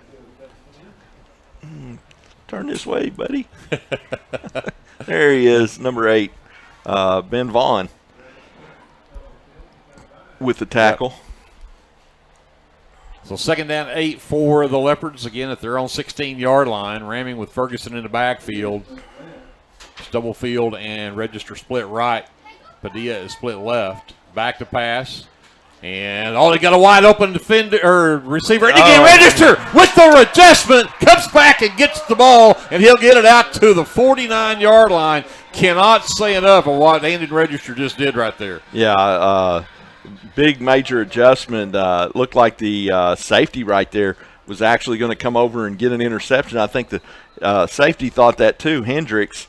And, oh, no. Got a flag in the backfield, and you said there's got to be some holding going on. It's all your fault. They call a hold on the Leopards. That fantastic play, and it's going to come back on a holding call. Erase that first down. Yep, and erase that 33-yard reception I just gave to Andon Register. That's tough. So Leopards will back it up to see where they're going to spot the ball here. Somewhere in the neighborhood of the 10-yard line. Looks like what they're expecting here. We haven't. The ball's not down there holding? yet. Did they call holding? Yeah, it was that. at. Okay. Yeah, the flag lays at the 20, so the penalty should move it to the 10. Right. And the official puts it at the 11. We'll take it. We'll take that extra yard. We'll take it. Put the ball at the 11-yard line. But it's still second down.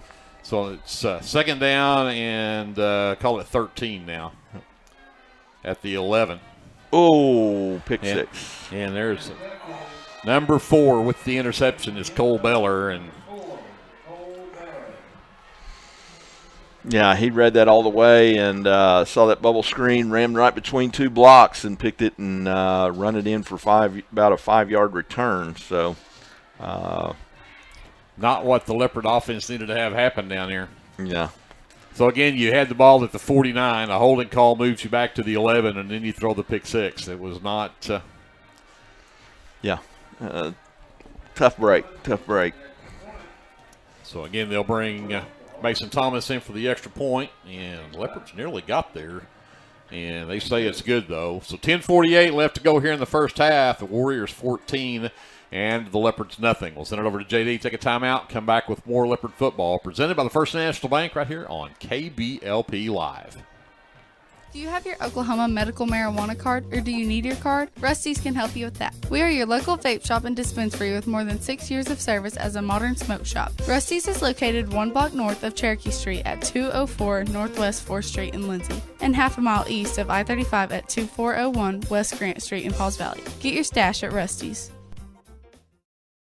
Get your game day, or any day, off to a great start with Hot Mess Coffee at 213 South Main in Lindsay. Hot Mess Coffee Co. offers coffees, lattes, teas, and other tasty beverages, plus great food, too. Good luck to the Lindsay Leopards from Hot Mess Coffee Co. and Java House Realty at 213 South Main in Lindsay. Back here at Burford Field, the Warriors with a 11-yard pick six for number 4. Cole Beller, and the extra point from Thomas makes it 14-0. So Leopard offense fixing to get it back here with 10:48, still plenty of time here in this first half. We need to make something happen. This one heads in the direction again of Stubblefield, and he'll get across the 25 and out to the 27-yard line. So the Leopards will take over there with 10:43 left here in the first half. That kicker can kick it, can he? He's got a pretty good leg on him. Yeah, he does. So stick around here at halftime. We do have a lot of area teams that are playing tonight since this is fall break week. A lot of teams will be playing here on Thursday night, so Glenn will be tracking that down coming up at halftime. Make sure you stick around for that. So Ramming back out there with Vaughn in the backfield. Twins left, single receiver right. Give it to Vaughn. Breaks it to the left, back him inside, and he'll get to across the 30 and out to the 32-yard line. Yeah, Hendricks came up from his safety position to hit him first there, but good pickup right there on first down from Vaughn. You know, gets out to the 33. It's about 6 yards. Bring up a second down.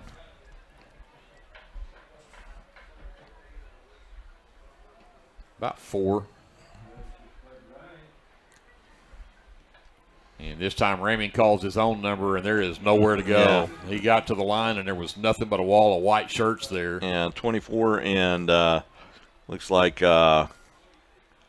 44 both met him right there, and he tried to juke him, but no such luck. So loss on that play, bring up third down again for the Leopards, and they haven't converted yet. They're 0 for 3 on third down. Yeah, 3rd and 8 as he lost 5 on that play, or 3 on that play, I'm sorry. So Vaughn in at running back. Now some confusion, looks like, but they got it ironed out. Twins left, single receiver right, Ramming back to pass. Has time over the middle. He's got his receiver in the first down. Nice job there as he zips it in to Shane Jones, and Jones hauls it in at the 41 for a first down. Yeah, great job, great find, and outstanding first down. We needed that. No kidding. Keep that momentum going. Yep. Got to keep the offense on the field more than anything. Yep. Twins right. Single receiver left. Jones in the slot right. And they'll give it to Vaughn, and he'll break to the outside, and Ben Vaughn is right there to wrap him up, and Jacob Vaughn took a hard shot right there as he was down on the ground and took a shot to the ribs. And he'll lose back to the 39 on that play. It's going to bring up a 2nd down and 12. Yeah, Ferguson comes in to spell him.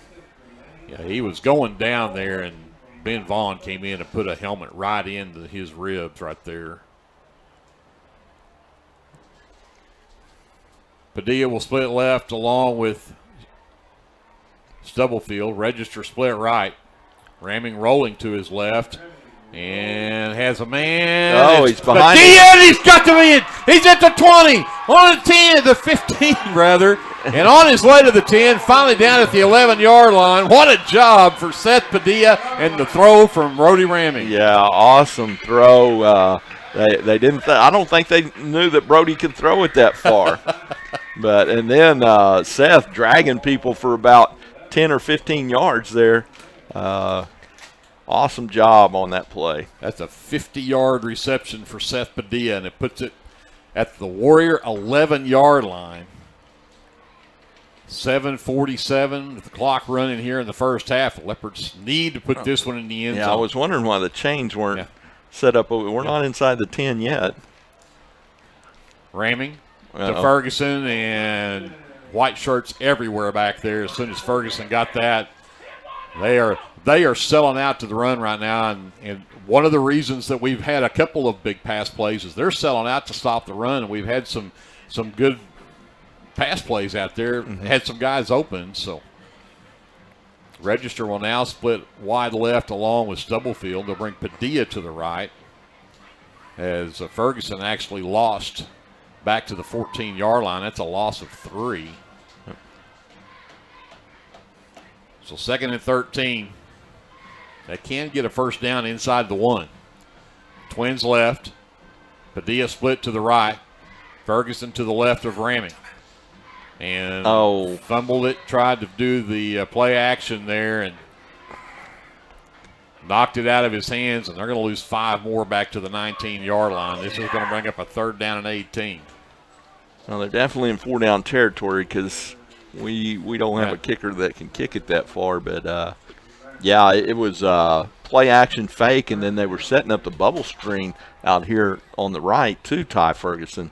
So, but just mishandled the play action fake right there and had to fall on it. Padilla goes wide left, Register wide right. 2 tight end look. Ramming has Ferguson to his right. Back to pass. And throws in the draw. There's the flag. Come here. Where's the flag? They ran into the back of Shane Jones. Why don't we get a flag on that? Oh, my.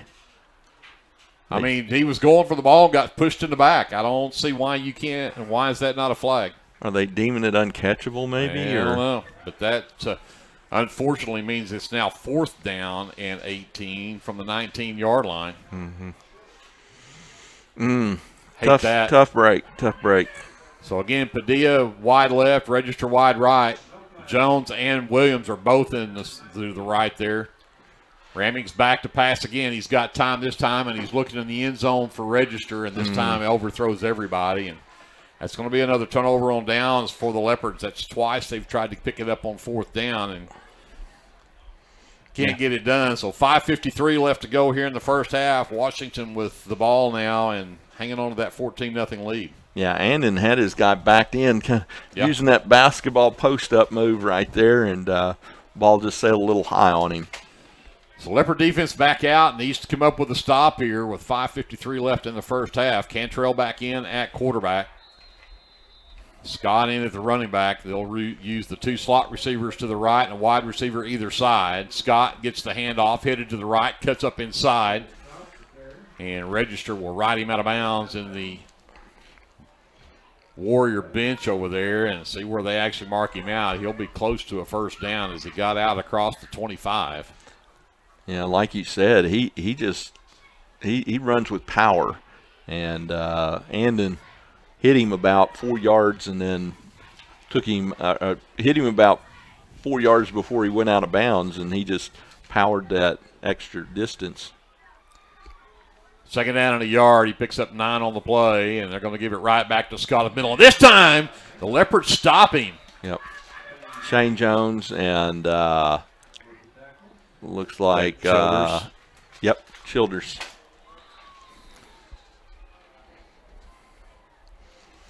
And do we have a flag on the play, maybe? There's a flag on the field. And we're going to have a dead ball. Personal foul on us. On the Leopards. Leopards cannot catch a break. So that'll add a 15-yard onto the end of that run where the Leopards did a great job of stopping them. And that's their first down in the second quarter for Washington. The Leopards had been doing a great job of getting off the field the last couple of times, but so 1st and 10 to move the ball out to the 42-yard line. Cantrell from the pistol with Scott behind him. Slot receiver either side. Singletary wide right. Morris wide left. Going to throw the quick stop route for Morris. Quickly wrapped up. Seth Padilla on the stop. Jack Dodd on the stop. But out at the 49-yard line, as Morris will have another 7-yard reception there and bring up a 2nd down and 3.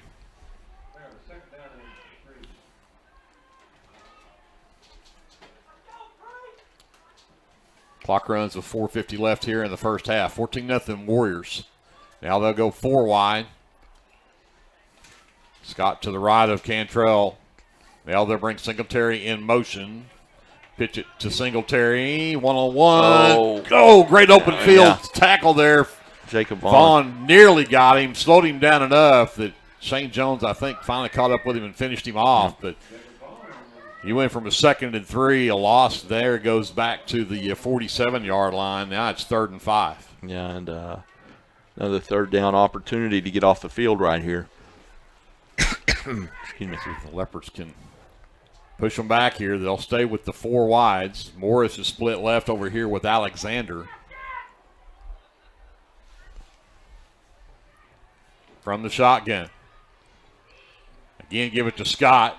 Dances through the line, gets to the outside, and he's got a couple of blockers and a lot of speed.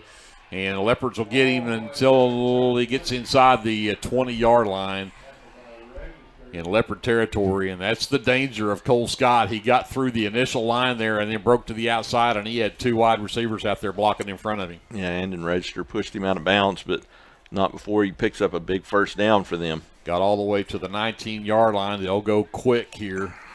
And they've got Hudson Howard back in and running back, and he'll break tackles and take it to the house from 19 yards out. So a 19-yard touchdown run from Hudson Howard. And 3:44 left, and the Warriors are up 20-0 with a extra point to go.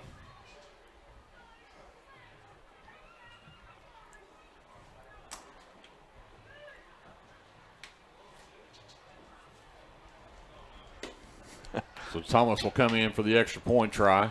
So the line's out there. Everybody's ready to go except the kicker and the holder. Yeah. Last 2 to show up on the field. Yeah. And flags will fly. So I'm not sure.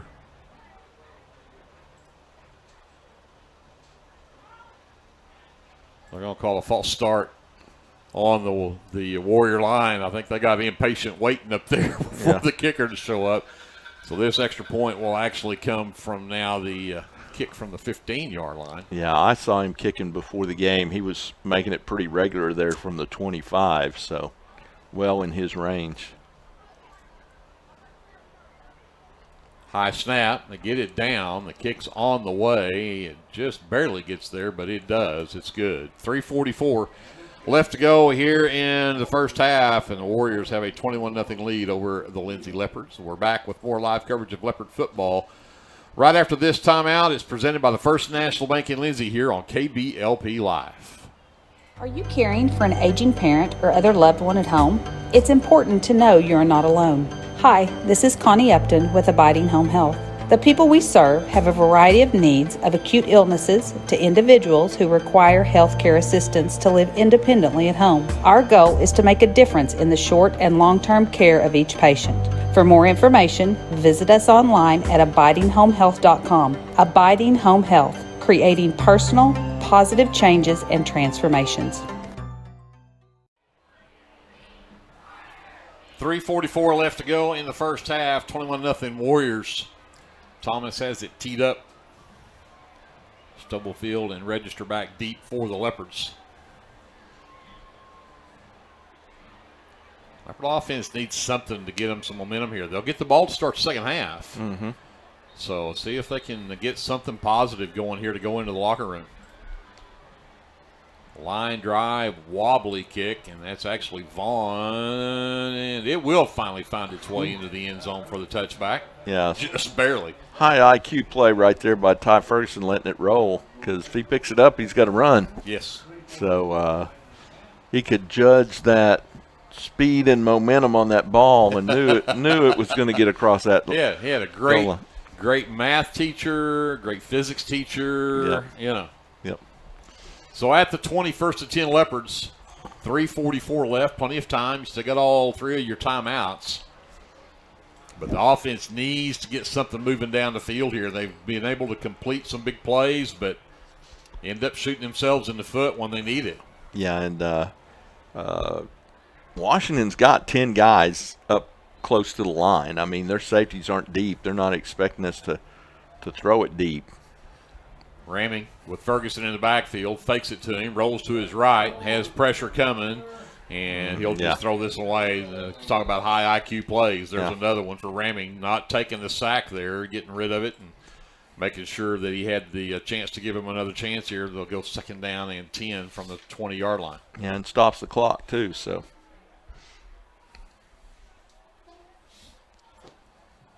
Ferguson stays in at running back.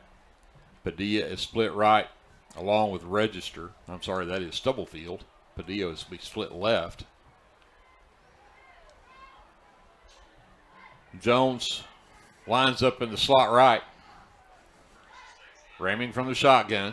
High snap, gets it down, gets it to Ferguson, trying to find him a hole up the middle, and gets good yardage there on something that didn't look like there was much there at all, but he still just only gets to the 24. It's a pickup of 4, and it's going to bring up a 3rd down and 6.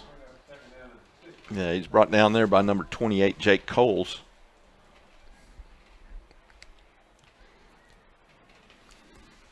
So 3:13 left to go here in the first half as the clock runs. Yeah, 3rd down. We're only 1 for 5 so far. On 3rd down, we need to see if we can convert this right here. Padilla goes wide left. Ramming rolls to his right. And he's looking for Register, and it'll be out of bounds. Again, Register had to turn into more of a defender there to just knock that one down. There's 3 white shirts over there on Andon Register, and that's going to bring up a 4th down for the Leopards. And unfortunately, this means that you're probably going to have to punt it back to the Warriors. With 2:50 left to go, we've seen how quickly they can make things happen. Yeah, and they've finally they've kind of got some stuff going on the ground now. They've kind of was going to the air a lot, and that wasn't very successful for them. But those 2 running backs have really turned it on for them. Ramming to punt it away, gets off a nice high punt, and it'll take a nice roll across the 30 or the 45 to the 43-yard line, 42-yard line. So the Warriors will take over with 2:38 left to go here in the first half. They'll have it 1st and 10, their own 42. Still not bad field position for the Warriors. They've started their own 36, their own 49, their own the Leopard 49, their own 36, their own 19 is their worst. Yeah. And now they're at their own 42. Yeah, we definitely have been lost the battle for field position here in the first half.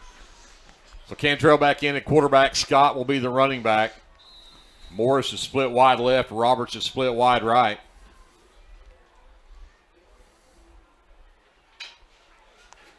And Yeah, and they're going to get a face mask there as Stubblefield nearly got to Cantrell, and Cantrell has a wide open receiver, and he's going to take it to the house. I think that's Roberts. Number 9. That got lost back there as they were trying to catch him scrambling around, and the face mask be probably awarded on the kickoff. No, it won't be. Yeah, they'll just pick it decline up. the penalty. Yeah. And take the touchdown, I guess. Yeah. So that is a 58-yard touchdown pass, by the way, to number 9, Nate Roberts. Yeah, and we almost had him too right there. Nearly had the sack, and instead he give up a 58-yard touchdown out of it, and took all of 14 seconds to do that. Thomas in for the extra point try.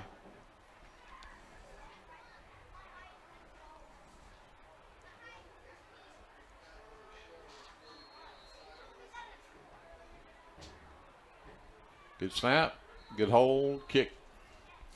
More than enough leg is up and good. 2:24 left to go in the first half, and the Warriors in control. They lead 28-0 over the Lindsay Leopards. We'll take a timeout and come back to Burford Field after this. This is live coverage of Leopard football presented by the First National Bank right here on KBLP Live.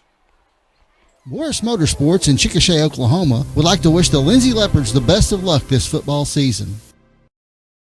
If you find yourself in Chickasha, Oklahoma, stop by Legends Pub House and Venue for lunch or supper. Legends also brings you some of the best concerts around. Everyone at Legends would like to wish the Lindsay Leopards good luck this football season. Go Leopards! Back here at Burford Field. They are marking it off on the kickoff. And see, I don't know. Why would you do that? That was the first thought, and then when you brought it up, I kind of, either that was not dead ball, so you don't do it from the end of the runs. Yeah, I'm kind of surprised that you would actually do that. You could either accept the penalty or you could the result of the play was a touchdown. I would think you would, but they're going to kick it from the Leopard 45-yard line, which you know where this one's going. So. Yeah, it's going in the end zone. But that was a one-play 58-yard drive, by the way. Took all of 14 seconds. Thomas to kick it away here for the Warriors. And they won't even look at it. It'll go right into the end zone. So the Leopards will get it back with 2:24 left. Yeah, and we see, kind of like you said last time, we need to get something positive here going into halftime. Whatever that looks like, definitely moving the ball down the field would definitely help their psyche right now. And they're more than capable. Absolutely. Well, and early on, they were finally getting some things to start moving. Again, a couple of penalties killed their drives. But Twins right, single receiver left. They'll give it to Vaughn right up the middle, and he'll get across the 20 and pick up 2 or 3 out to the 23-yard line. And it'll bring up a 2nd down and 7. Yeah, and that number 23 that is not on their roster made the tackle. So 2nd down and 7 as Vaughn stays in at running back. Jones is in the slot right.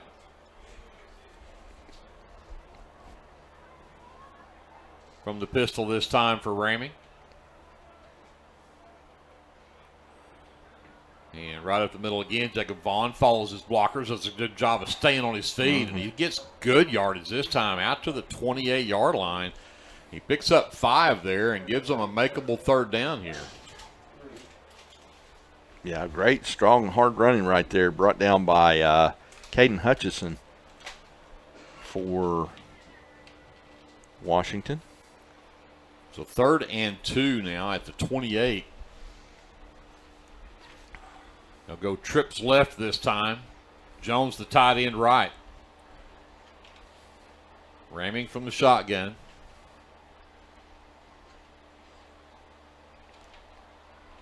Fakes it to Vaughn. Ramming keeps it himself. Makes a juke. Gets by. And he'll get across the 30 and out of bounds. And he'll have the 1st down at the 32-yard line. That's a nice run for Brody Ramming. Yeah. Strong run, got out of the hold of Ben Vaughn right there. Looked like he might have had him for no gain, but ran through that tackle and able to angle to the sideline and stop the clock. I mean, I don't know if you're looking to go score right here because you're running the ball. So a minute to go. Trips right, ramming, rolling that way, going to keep it himself, and that breaks her back across the grain, and he'll get stood up at the 35-yard line. Yeah, Nathan Rainey caught him right there after a decent gain.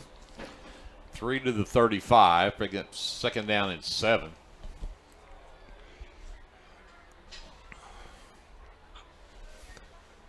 Register the lone receiver right. Padilla and Stubblefield are split left. Vaughn again up the middle. Nice hole, and he'll be close to a first down as he'll get out near the 43, and I think the official over here is marking it, yes. Get him at the 42-yard line and a first down. I've been notified that number 23 is Nathan Spalding. So. All right. He normally wears number 50. Mm-hmm. And we have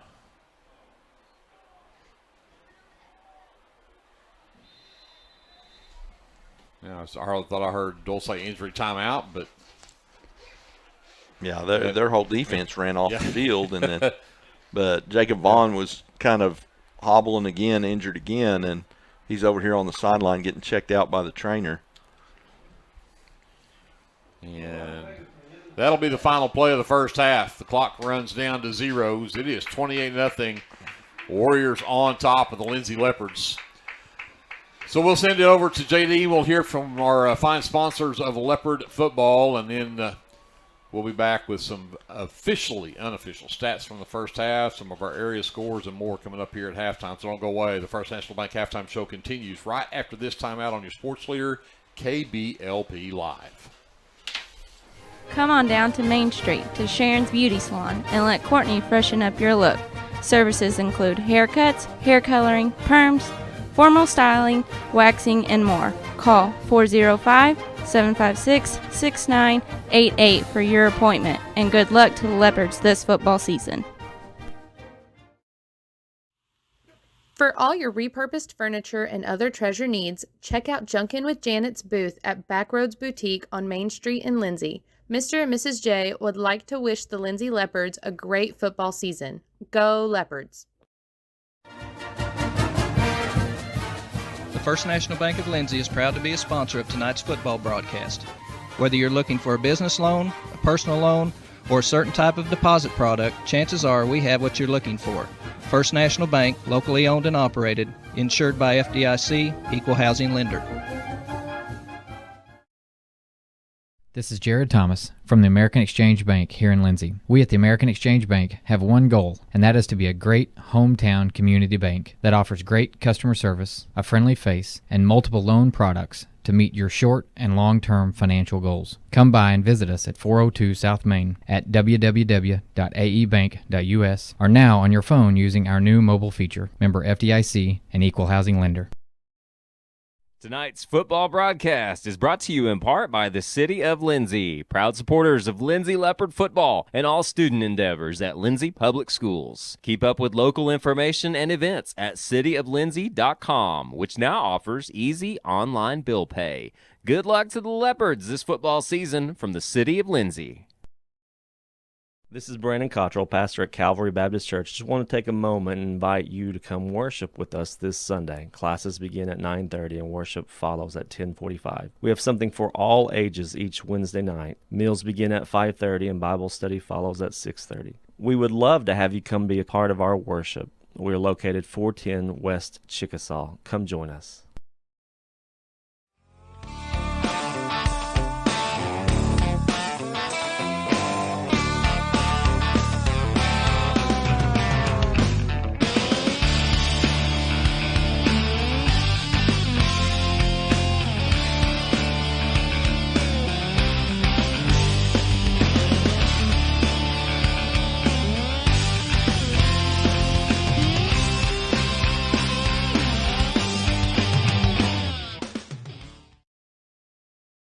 Clements Insurance provides insurance coverage to best suit your needs. We offer auto, home, farm, life, and business policies. Come by 109 West Chickasaw or call 405-756-2253. Clements Insurance is carrying on the tradition to satisfy you. So come see me, Keith, or Beth. Go Lindsay. Hey Lindsay community, my name is Christian Torres and I am the minister for the Lindsay Church of Christ. I would like to invite you to join us for worship Sundays at 10:45 a.m. and for Bible class Wednesdays at 7 p.m. Our address is 1205 West Cherokee Street. The Lindsay Church of Christ is a group of imperfect people who love God, His Word, and each other. And we love this community so much, and we pray that all the students and teachers have a great school year. Come and join us at the Lindsay Church of Christ. Football season is here, and that means it's time to show off that school spirit with team apparel from Design It Screen Printing and Embroidery at 304 South Main in Lindsay. Design It can get you all geared up with t-shirts and caps, team uniforms, and also offers custom embroidery and screen printing. Stop by Design It at 304 South Main in Lindsay or call 405-756-3635. Go Leopards from all your fans at Design It in Lindsay. Hey there, this is Trace Adams with Hassler Hot Oil Service. We are family owned and operated with over 25 years experience. I am a 4th generation Lindsay Leopard, and we proudly support Lindsay Leopards and Leopardettes athletically and academically in all their endeavors. Call my dad, Greg Adams, at 405-756-6075 for all of your hot oiler needs. Again, that's 405-756-6075. Go Lindsay! Jake's Shortstop offers gas, snacks, ice cream, pizza, subs, wings, and the coldest drinks in town. Everyone at Jake's Shortstop says good luck to the Lindsay Leopards this football season. Tonight's broadcast of Lindsay Leopard Football brought to you by Jerry Tucker Roustabout, providing all of your general oil field maintenance needs, including roustabout services, swabbing, crane services, rock hauling, and dirt work. Good luck, Leopards, from Jerry Tucker Roustabout.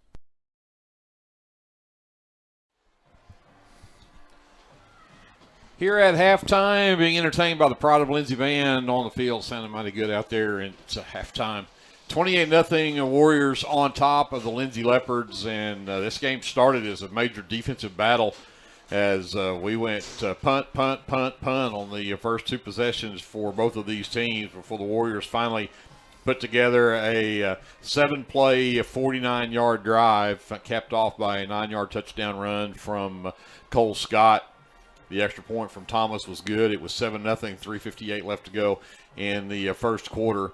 The Leopards tried to go for it on fourth down. They had it all the way down at the Warrior 36-yard line, could not convert there. But then again, defense held and forced the Warriors to punt it back to them. But they put them at the Leopards at their own 14-yard line, and a loss back to the 11 before actually that was a penalty, I think, that moved them back to 11 holding call. That was the one that Register had it all the way out near midfield and then had a holding call, move it back to the 11. Right. And then threw a pick six for the only turnover of the night for the Leopards, and that was picked off by Cole Beller, who took it to the house, made it 14-0 Warriors with 10:48 left. The Leopards again tried to go for it, had it at the Warrior 19, tried to go on fourth down, could not get that one converted. And then the Warriors come back and go on a 81-yard drive, did it in 6 plays, a 19-yard touchdown run, caps off for Hudson Howard, capped off the drive to make it 21-0. And then the Leopards punted it back to the Warriors, pinned them at their own 42, not very deep, but a 58-yard touchdown pass on a play that you nearly had Cantrell sacked in the backfield, and he gets it off to a wide open Nate Roberts, who took it to the house 58 yards later, 28-0 Warriors. That's where we are here at halftime. Talk about your officially unofficial stats from the first half. First four of the Warriors, they've rolled up 192 yards of offense here in the first half, 86 on the ground. 60 of that belongs to Cole Scott. He's got 60 yards on 11 carries, 30 yards on 2 carries. One of those, that 19-yard touchdown run for Hudson Howard. 106 through the air.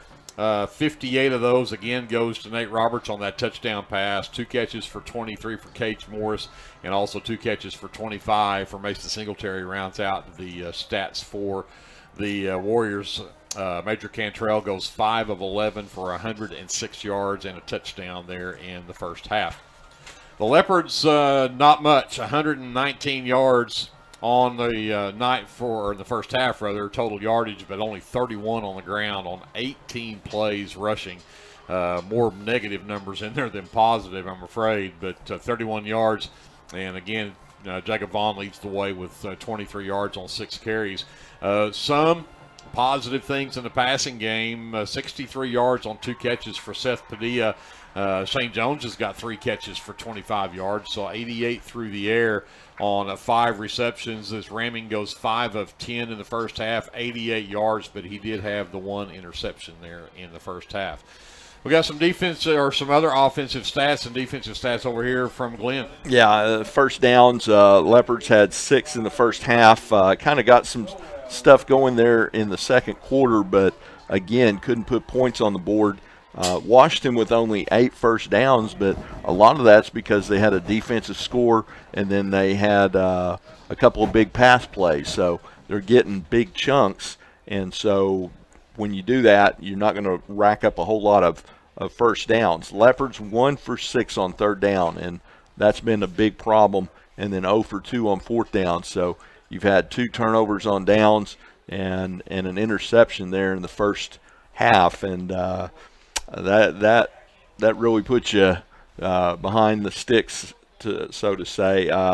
Washington 3 for 6 on 3rd down and converted there. Leopards are led by in tackling by Jacob Vaughn has 5 and Andon Register has 5. Jacob had 1 of those for a loss, and then Ben Vaughn for Washington leads them with 4 tackles. So there are your officially unofficial stats from the first half, and we'll have, looks like, some entertainment coming from the Warrior Band as well as they're prepared to head out on the field here momentarily. So we'll hear from them from Washington High School. Well, we're going to send it back over to JD from words from our sponsors. On our way to break, we've also got a video that was put together in honor of Tristan Manning that Paige Sutherland put together for us to be able to broadcast tonight. So again, in honor of Tristan and his family, we'll play that as we head out to break here.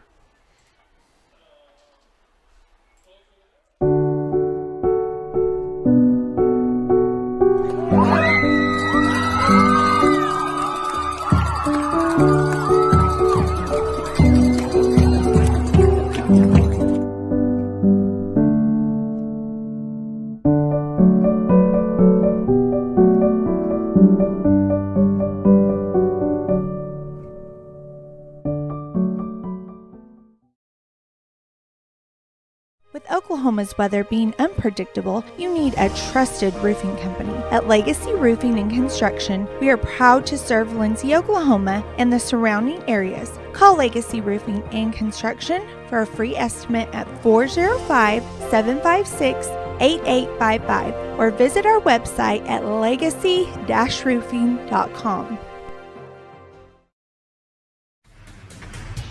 At Rural Electric Cooperative, we're committed to providing electric power and opportunity to the many areas our members call home.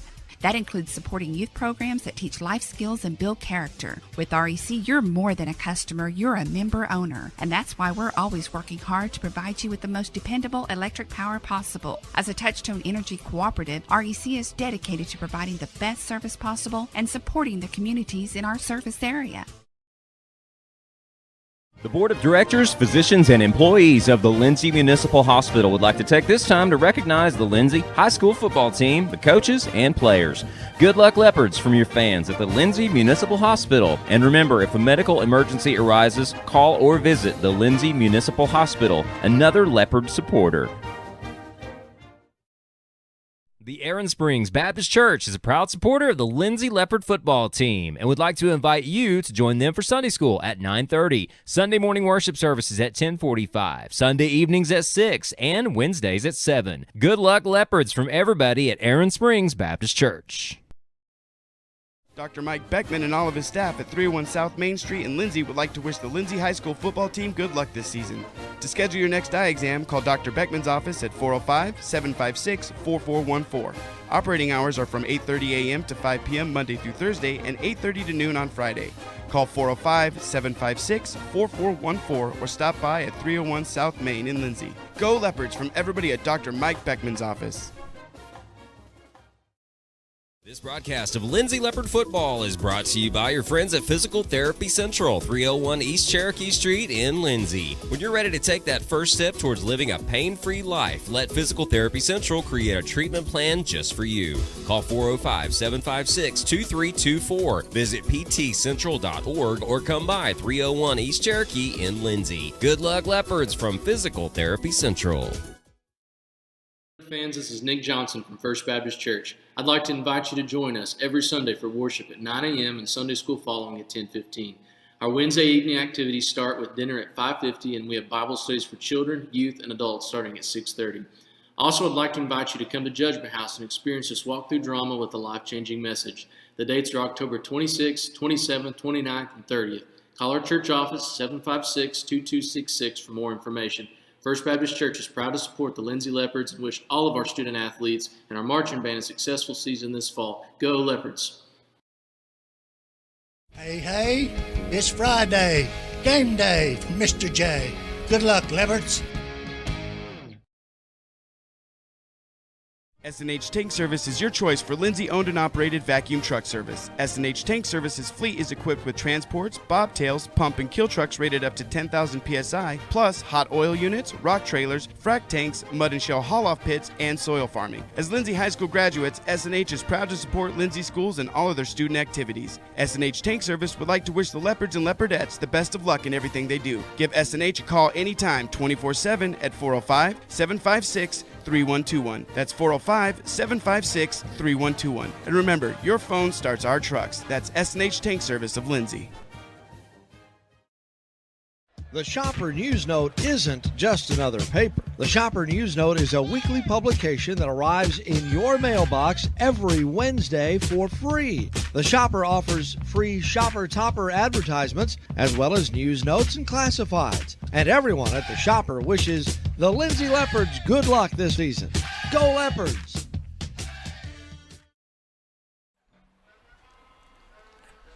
We're back here at halftime, 28-0. The Warriors on top of the Lindsay Leopards, the Washington Warrior Band, state champion Washington Warrior Band, as I was informed, out on the field entertaining us here at halftime. We're going to send over to Glenn. He's been tracking down some of our area teams as they play here on Thursday night fall break week, so let's see how some of them are doing. So, Glenn, it's all yours. Yeah, Class 4A, Blanchard all over Classen SAS, 42-0 at halftime. Pauls Valley in Class 3A leading the number 9 ranked Plainview Indians at Plainview 21-7 at halftime. So go Panthers. Yeah. In Class 2A, Frederick up on Comanche 26-0 at halftime. We do not have a score from the Crooked Oak Little Axe game. Nobody is on Squirtle reporting that. For that one? Yeah. CCS and Purcell at CCS is tied 0-0 at halftime. So Leopards will see CCS next week. Right. And so and then Frederick after that. Atoka Lexington, again, that's at Atoka, and no one is reporting that score on Squirtle as well. In Class A, Ringling all over Wayne, 36-0. Ringling ranked number 1 in Class A. Stratford against Elmore City at Elmore City, 14-6 at halftime. So Elmore City hanging in there. Coach Larry Lewis down there, they've had a tough go of it with injuries and such this year, and but hanging close in there with a one-loss Stratford team. Dibble up 30-8 on Healton at halftime. In Class B, Wilson up 8-0 on Alex in the first quarter was the last report we got on that, and no report from Maysville-Sassacua. It is being played tonight. I confirmed with Coach Lemieux over there. That is a Thursday game at Maysville, but nobody is reporting that score either. So. All right. Well, there's some of your area scores again from around on a Thursday night fall break week. So school's out today and tomorrow, and so it gives them a chance to be able to have that week. I talked to it's interesting when, of course, you work at the school as well, but you get to talking to some of the teachers and administration, and I think they look forward to fall break as much as the students do. Absolutely. And I'm semi-retired. I work part-time up here at the school, but even part-time, and with the weather like this, it's just perfect to go out and mill around the yard and get you a hot drink and sit on the back patio with the fire going in the evening. It's really nice. Well, again, it's not been a good first half for the Leopards. They get the ball to start this third quarter. And what do you think? If you're looking at adjustments that need to be made here in the second half from the Leopard offensive standpoint, what do you think? What do you think we need to do here? Well, we've definitely got to mix in the pass. We've had some success, but they're going to have to give Brody time to throw back there. And to do that, you're going to have to establish that line of scrimmage and run the ball a little bit too. We kind of sometimes get away from running the ball a little bit, but you've got to be successful running the ball, or you're going to have to use the pass to set up the run. And we haven't been real successful at either one. So we've had a couple of big pass plays, but other than that, we haven't got a lot done on the ground. So hopefully they go in there, figure out how to make those adjustments on the line and give Brody some time to throw and make some holes for those running backs. Sounds simple, doesn't it? Yeah, I started saying when you say it. But again, I think that's all they got to do. We've had the big pass play to end and register that got called back. St. John's had a big one that got called back. So we've had some big plays. You got the big pass play completed to Padilla, but then couldn't convert when you got down there. And I think part of that's because Washington's defense is selling out for the run. Mm-hmm. They are absolutely doing everything they can to put pressure on Brody. Keaton and my grandson Evan came by to see us here at halftime, and we were chatting, and he made the comment about the fact that every pass that Brody has thrown has been a bootleg.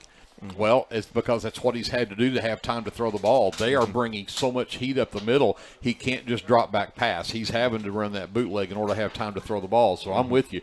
You got to find time for him to find the receivers. We've got the talent of the receivers to catch the ball, and that opens that running game back up for Ferguson and Vaughn back there in the backfield, just like you said. So I think it's a easy formula to state. It's a much more difficult formula to put into practice. So, and again, I think the defense has played well here in the first half. You take away the 58-yard touchdown that was just, you had a quarterback scrambling, you nearly had him sacked, and you lost track of a defender back there which you're one-on-one with. And that's just great play for Matrick Cantrell and Nate Roberts. I mean, you don't. You give up a big 19-yard play that Hudson Howard had on his that he scampers in from outside and he breaks it outside. There's nobody there. He just goes to the house. You gave up 2 or 3 big in the pick six. Mm-hmm. That was too easy. I mean, that was an 11-yard pick six. So there's a couple of those plays that really. You take those two plays away. You take away the pick six and you take away that big 58-yard touchdown run. This is a 14-0 ballgame. Mm-hmm. Yeah, and they're really getting to us outside, but those outside running plays are starting up the middle, and we're doing a good job on the defensive line stopping up those holes, but then they're bouncing it outside, and we can't seem to get them corralled out there. I just got an update. CCS just went up on Purcell 7-0 in the third quarter there. So my nephew is over there, and what is it? Your great nephew when it's your nephew's kid, nephew's kid, second nephew. I don't know. But your grandnephew. Yeah. But his son or sons actually play on the football team over there in baseball. So Curtis White from Lindsay. Yes. So he's going to give me updates. Very good. Well, we'll send it back to JD. We'll take a timeout here. We're about a minute away from the start of the third quarter, so don't go away. We're back with the start of the third and see what the Leopards can do here in the second half. They'll get the ball to do that, so we'll see what the Leopard offense has drawn up here for the Warriors. Coming up right after this timeout, this has been the First National Bank Halftime Show, brought to you here on KBLP Live. Sooner Valve Repair in Lindsay would like to wish the Lindsay Leopards and Leopardettes all the best during this season. When in need of a valve repair, come by Sooner Valve Repair at 106 Southwest 9th Street in Lindsay, Oklahoma, or call 405-756-1599. Good luck, Leopards, from Sooner Valve Repair in Lindsay. South Central Medical Center is a proud supporter of Lindsay Public Schools, and all of the staff and providers would like to wish the Lindsay Leopards the best of luck this football season. Go Leopards from everyone at South Central Medical Center.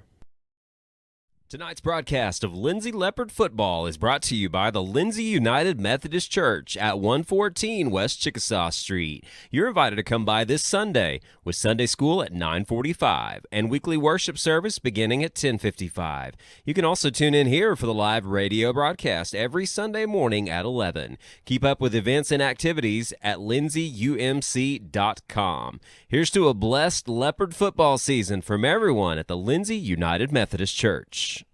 Rural Electric Cooperative is a proud member of the Lindsay community. REC is dedicated to providing dependable electric power to its customers and supports Lindsay High School in both academics and athletics with that same dedication. Good luck, Leopards, from everyone at REC in Lindsay. We are back to get the third quarter underway. Greg Peary and Glenn Shoemake here on the mics. JD Scruggs over on the laptop running the production here. Andrew Lyon on the camera. Yeah, doing his ESPN impersonation up there. He is the man with Kenton. There he's jiggling around. There you go. Brianna Miller back at the studios. Paige Sutherland keeping track of the kid. Leopards get it at the 30, and it looks like it's at register. Shane Jones on the reception there. And, nope, that is Andon register. Oh, it was. Yep. And he'll get it to the 27-yard line, so the Leopards will take over. First and 10 at their own 27. Yeah, and like to see them have some success right here early to kind of get up off the ground right now. Register and Stubblefield will split left. Padilla stays right. Vaughn in the backfield with Ramming. Jones in the slot left. Give it to Vaughn. He cuts it back to his right and then gets driven backwards. And Vaughn. Tackled there by number 28, Jake Coles. Actually, they're going to start to say his forward progress was more back to it is no gain on the play. It's not second down and 10. It's not a tackle for loss. So, Ty Ferguson in at tailback now. Jones will line up in the slot right. Stubblefield will go left along with Padilla. Ramming calls his own number right up the middle and nowhere to go. Gets pushed backwards once again and no gain on the play. That's going to bring up a third down and 10. And the Leopards doing their best to try to get that running game established. But our front four for the Warriors plus the three linebackers all converging on that line. It's just not been much there. Yeah, and their two safeties are 8 yards off the line of scrimmage. So, like you said earlier in the first half, they're selling out to stop the run. Ramming back to pass. All kinds of pressure, but he'll get it out. And I'm not so sure that one might have slipped out as Registered had to try to come back and get it. It was well short, but it'll fall incomplete. And that'll bring up a fourth down and 10. Leopards are going to have to go 3 and out here on their first possession of the second half. Yeah, Brody upset with himself right there. Knew he had Register in the flat. Yeah.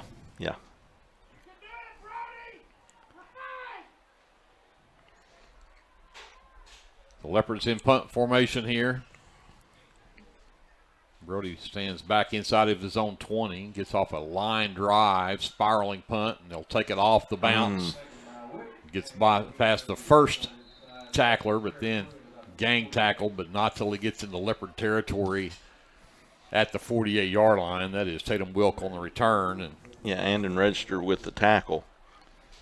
But they're in Lindsay territory now to start their drive, so. They've started on the Leopard side of the 50 several times tonight. Cantrell comes back in with Scott in the backfield. They'll have Alexander and Roberts in the slots.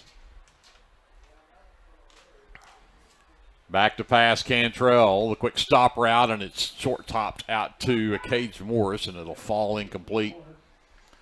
They'll bring up a 2nd down and 10. Yeah, good coverage right there. It's a tight window for Cantrell to have to throw it through. Jack Dodd and Price Stubblefield over there on the coverage. Morris will be split left along with Alexander. Singletary and Roberts are split right. Scott behind Cantrell from the pistol.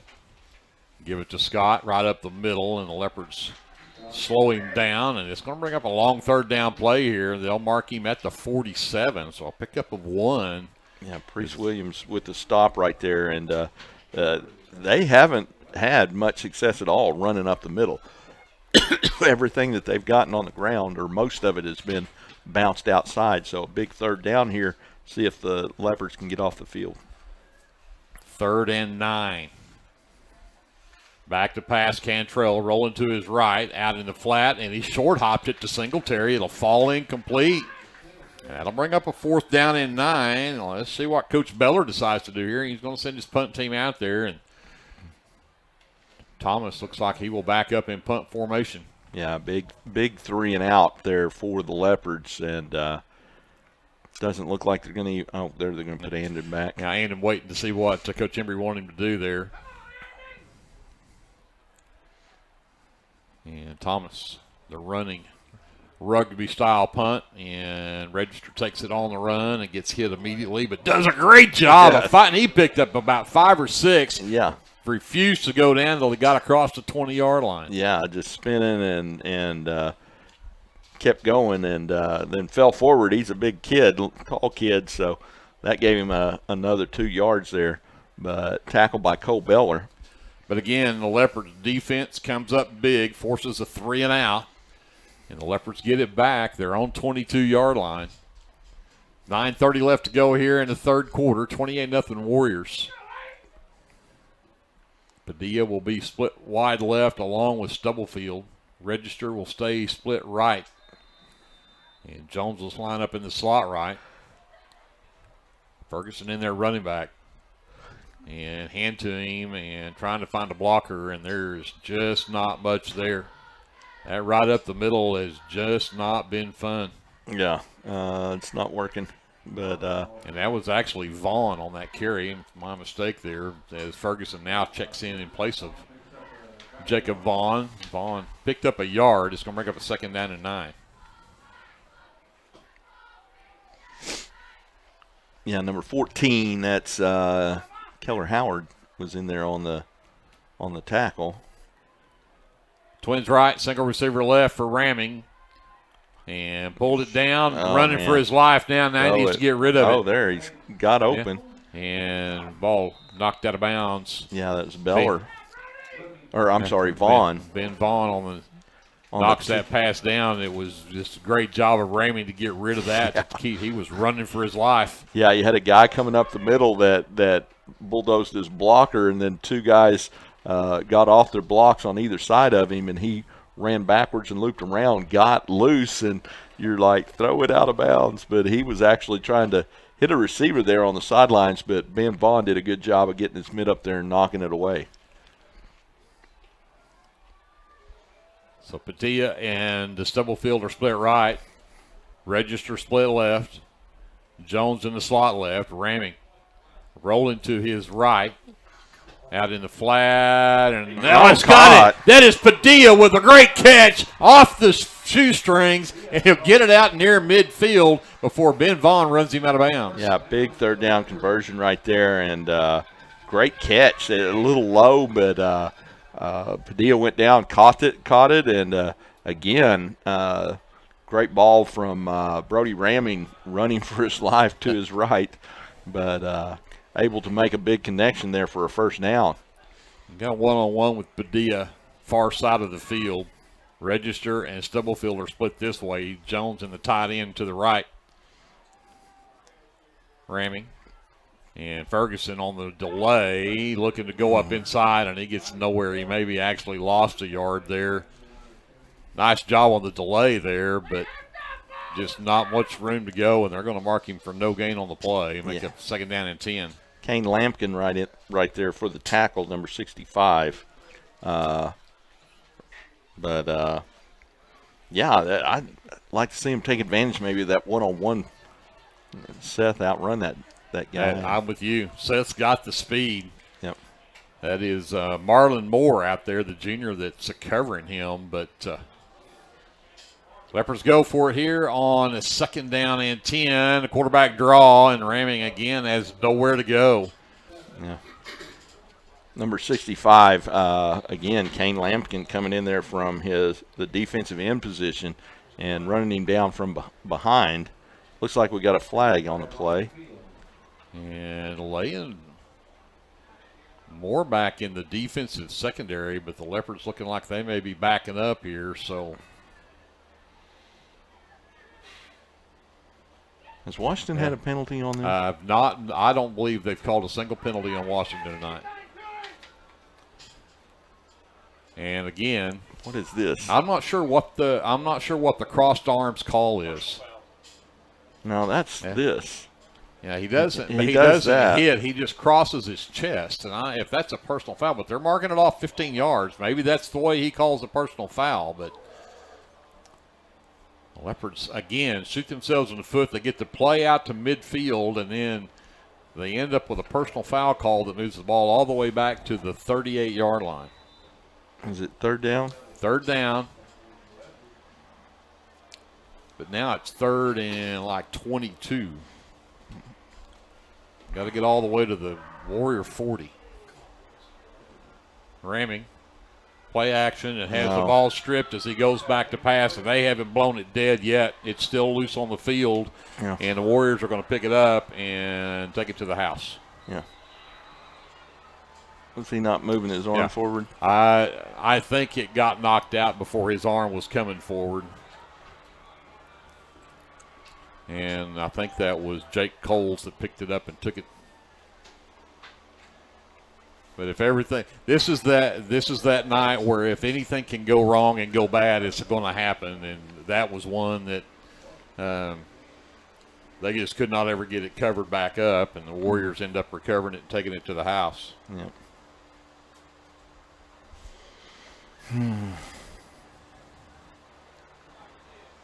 So the woes will continue for the Leopards here as they trail 34-0 now. An extra point to come from Thomas.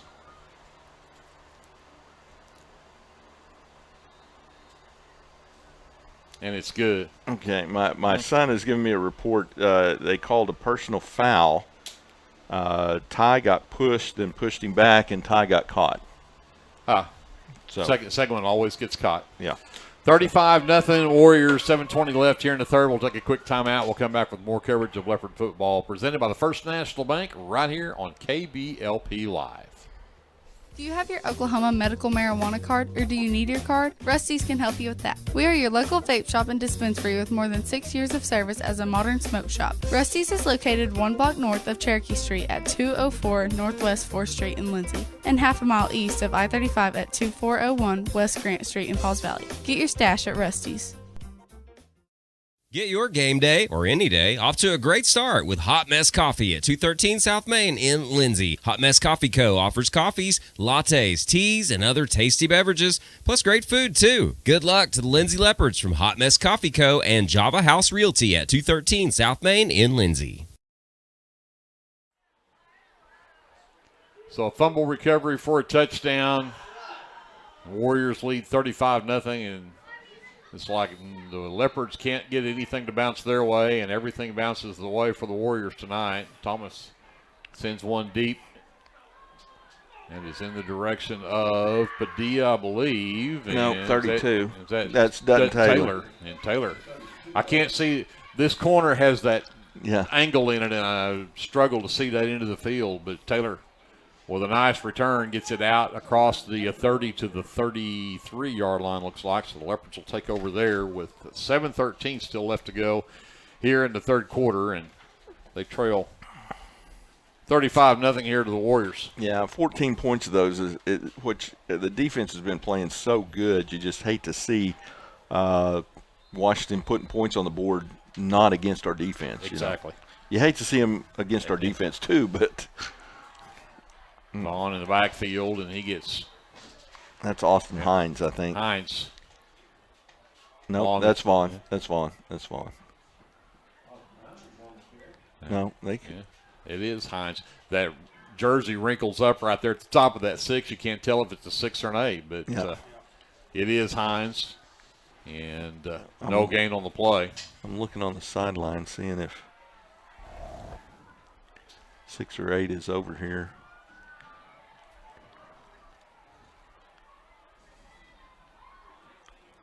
Back to pass, Raming out in the flat, caught. And it's a speed down the sideline. Look out. Broke some tackles and pushed out of bounds finally. Is that Stubblefield? Yep. And Price Stubblefield will get a first down in Warrior territory. So, again, something positive happened for the Leopards. Let's see if they can continue that here. They got it down to the Warrior 47-yard line. So that's 18. That's a 21-yard reception for Price Stubblefield. Yep. Stubblefield will split right this time. Ramey fakes the handoff, keeps it himself, headed to the sidelines left, gets around the edge, and then run out of bounds. And the Warrior bench over there, and he'll pick up positive yardage, looks like to the 43-yard line. So pick up a 4 there for Ramey, bring up a second down and 6. Yeah, good job breaking a tackle right there just past the line of scrimmage and going for some additional yards. It looks like number 56, Landon Poole, into the game now. Excuse me. So Padilla split left, Stubblefield and Register are split right. Jones in the slot right. Ramey fakes the pitch, keeps it himself, and then he'll get stood up and pushed backwards. So they'll mark his forward progress at the 43 for no gain, and there'll be a third down and 6 now coming up for the Leopards. This is a big third down here. Need to convert this. Yep. So they'll bring Padilla wide right. Stubblefield and Register will go left. Actually, no, Stubblefield stays over here.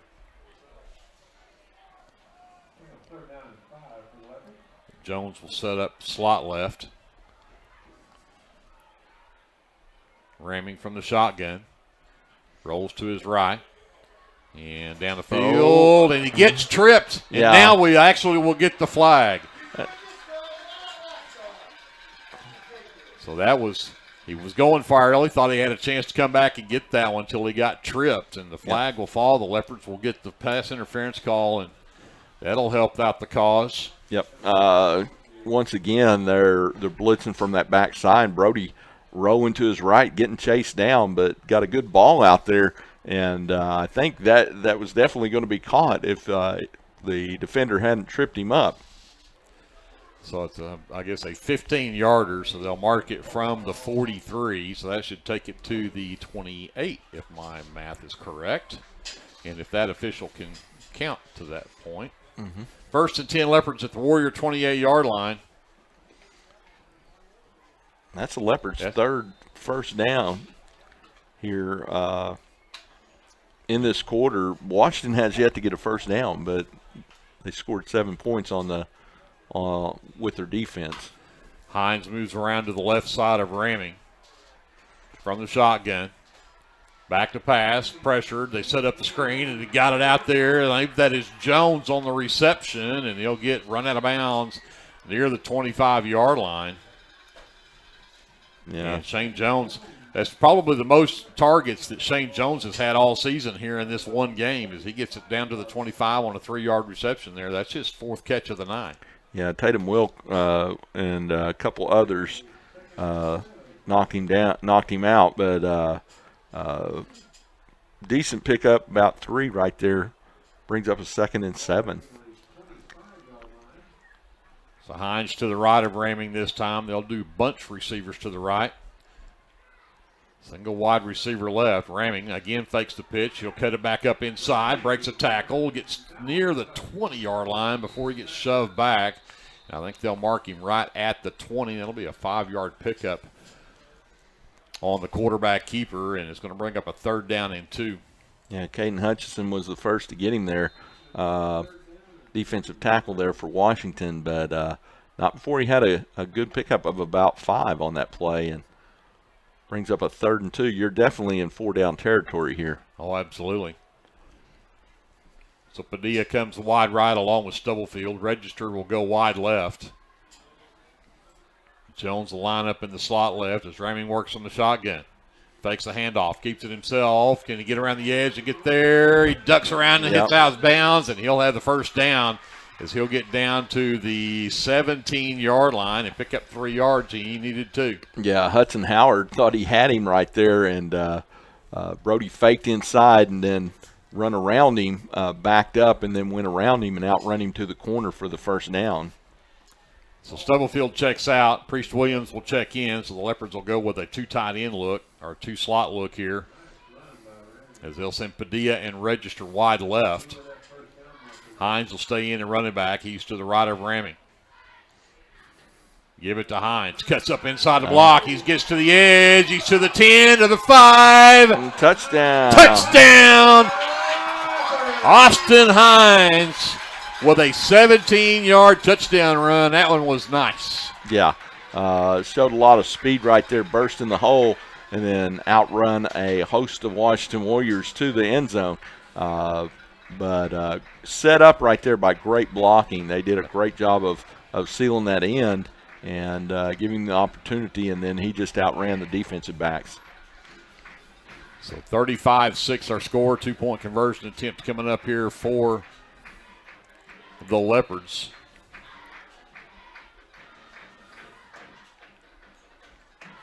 Ferguson in and running back, ramming.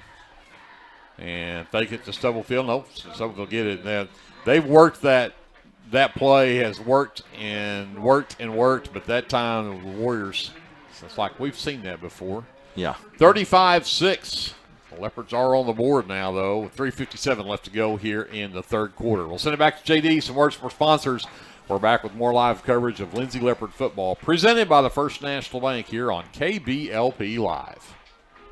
Are you caring for an aging parent or other loved one at home? It's important to know you're not alone. Hi, this is Connie Upton with Abiding Home Health. The people we serve have a variety of needs, of acute illnesses to individuals who require health care assistance to live independently at home. Our goal is to make a difference in the short and long-term care of each patient. For more information, visit us online at abidinghomehealth.com. Abiding Home Health, creating personal, positive changes and transformations. 3:57 left to go here in the 3rd quarter. The Leopards go on a 68-yard drive, did it in 9 plays. Had a pass interference call in there that aided the cause along the way. But 17-yard touchdown run from Austin Hines. 2-point conversion, no good. It's 35-6. Ferguson, the high short kick, and we'll be taking on the fair catch near the 35, so that's where the Warriors will take over. I was watching. Wyatt April went flying. Yeah. I didn't know if he got pushed or if he was just going to kamikaze himself in there.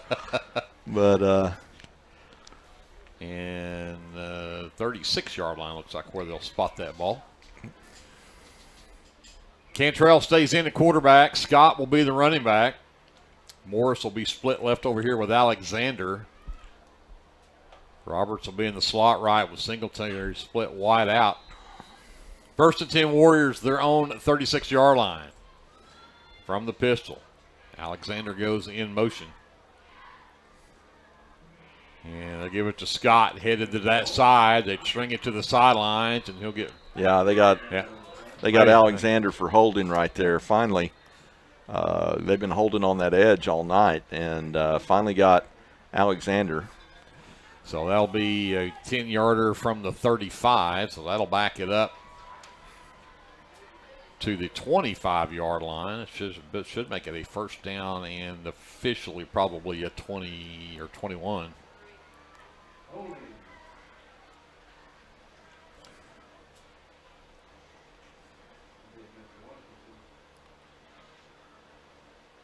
And taking an awful long time here to decide where to start marking that ball.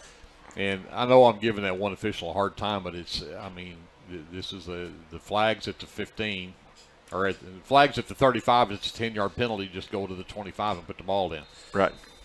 So 1st and 21 from the 25-yard line. And now they'll bring in number 24, Hudson Howard, in at running back. Alexander will be split left along with Morris. Singletary splits wide right with Roberts in the slot right.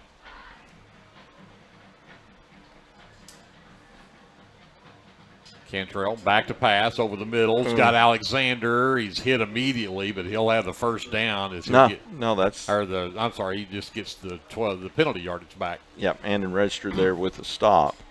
But good slant route right there for pickup of about 12. Out to the 37. Second down. Call it 9.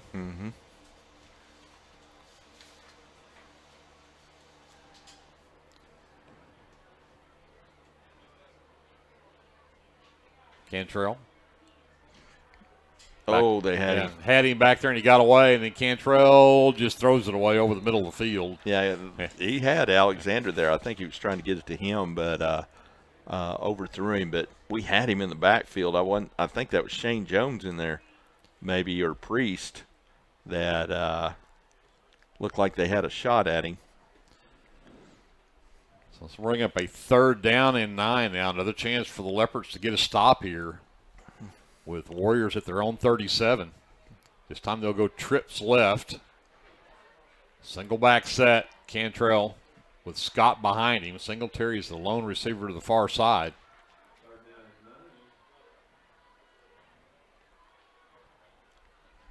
Yeah, wants to run this way with the trips for the 3 blockers over here. Cantrell. Back to pass over the middle. It's caught, and it'll be Nate Roberts with the reception and the first down at the Leopard 45. Yeah, Manuel Aguero there on the stop for the Leopards, but not before they pick up a first down. So 1st and 10 Warriors, the Leopards 45. The Leopards had a chance there, and a good hit right at the time the ball got there. Just could not dislodge it. So they'll go back to the 2 slots, 2 wide. Scott, the lone running back. Counter. And Scott fights hard for a couple. Gets to the 43-yard line. Called 2nd down and 8. Yeah, Shane Jones with the tackle. Minimal game right there. Like the fact that Shane grabbed him and got him to the ground before he could bounce it outside. Actually, give him just a yard at the 44, so we'll call it 2nd down and 9. 2:09 left to go here in the 3rd quarter. 35-6 Warriors on top. Cantrell at quarterback. Roberts, Morris, and Alexander are split left. Singletary split right. Cantrell now from the shotgun as Scott moves around to his left. And again, they'll fake the counter right over the middle. They've got Roberts again, and he'll have another first down as he'll get to the Leopard 33-yard line. Yeah, and that's just tight end just goes out there, curls up 8 yards down the field, 10 yards down the field, and easy pitch and catch right there for Cantrell. So Alexander checks out, and Mason Thomas will check in at wide receiver. Oh, Alexander's still out there on the right. Oh, yep, he moved over there. So is it Yep. Roberts maybe who checked out? I got to check out who went out. Yeah. From the pistol, Cantrell gives it to Scott. Scott right up the middle of the field and picks up good yardage. He'll get down to the 27-yard line. He picks up about 6 on that play. Yeah, stopped there by Price Stubblefield. But good gain by Scott on that run. 2nd and 4 as Alexander, Thomas, and Singletary looks like will be split right. Morris stays left. Hudson Howard in at running back now with Cantrell still at the quarterback. 40 seconds left to go here in the third. This may be the final play of this quarter. And Howard in the backfield off the counter. Again, breaks tackles and picks up another first down. He'll get inside the 20 to the 19-yard line. He'll pick up 8 more and a first down. Yeah, that's their third first down on this drive, and now they're inside the 20. And that will be the last play. Final play of this third quarter. 35-6, Warriors in control. And they are in the red zone now for the Leopards at the 19. We'll come back after this. This is live coverage of Leopard football. It's presented by the First National Bank here on your sports leader, KBLP Live. Morris Motorsports in Chickasha, Oklahoma would like to wish the Lindsay Leopards the best of luck this football season. If you find yourself in Chickasha, Oklahoma, stop by Legends Pub House and Venue for lunch or supper. Legends also brings you some of the best concerts around. Everyone at Legends would like to wish the Lindsay Leopards good luck this football season. Go Leopards! Come on down to Main Street to Sharon's Beauty Salon and let Courtney freshen up your look.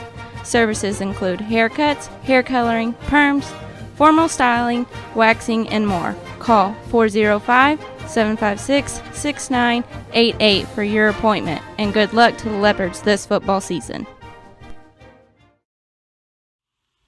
For all your repurposed furniture and other treasure needs, check out Junkin' with Janet's booth at Backroads Boutique on Main Street in Lindsay. Mr. and Mrs. J would like to wish the Lindsay Leopards a great football season. Go Leopards! This is Jared Thomas from the American Exchange Bank here in Lindsay. We at the American Exchange Bank have one goal, and that is to be a great hometown community bank that offers great customer service, a friendly face, and multiple loan products to meet your short and long-term financial goals. Come by and visit us at 402 South Main at www.aebank.us or now on your phone using our new mobile feature. Member FDIC and Equal Housing Lender. Start the fourth quarter with the Warriors the ball 1st and 10 at the Leopard 19-yard line. 4 wide receivers, 2 to each side. They'll fake it. Right up the middle goes Howard. He breaks outside and gets to the 15-yard line. He'll pick up 4 on the play. Yeah, Shane Jones grabbed him by the legs right there and stopped him right there. We need a big stop right here, maybe have them try for a field goal. Agreed. Thomas will stay in, wide receiver left. Singletary, the lone receiver right. Moorage out wide left as well, and Alexander stays in the slot left. Cantrell from the pistol with 2nd down and 6.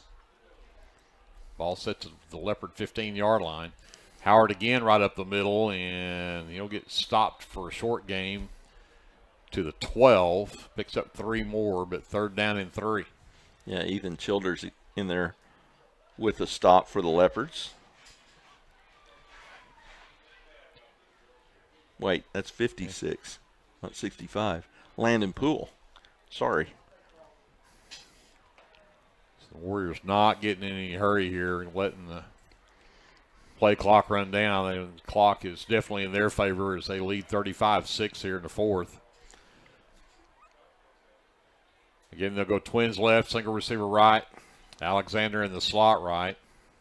And Coach Q decides to call a timeout over there on the far sideline. Not sure he liked what was going there, so he decides to call a timeout.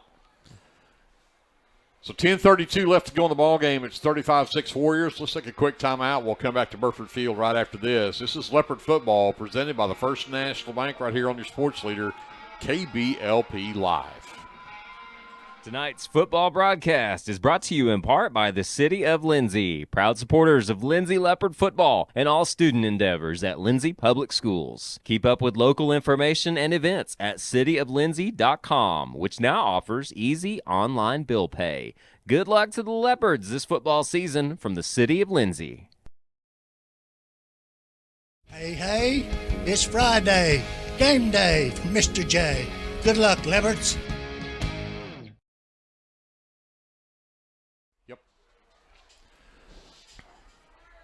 Third down and 3 from the 12. And Cantrell with Hudson Howard behind him, and they'll bring Alexander in motion left to right. He'll set up in the slot right. Now they'll bring Thomas in motion, hand it to him on the jet sweep, cuts up inside, heads toward the pylon, runs into his own defender. He's in for the touchdown. Yeah, there's too many blockers out that way for the number of defenders we had.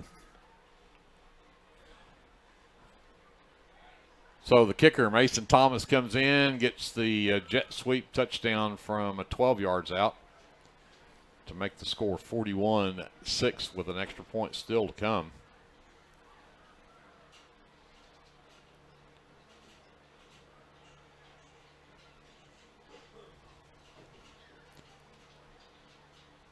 Confusion of personnel on the field. Now we're ready to go.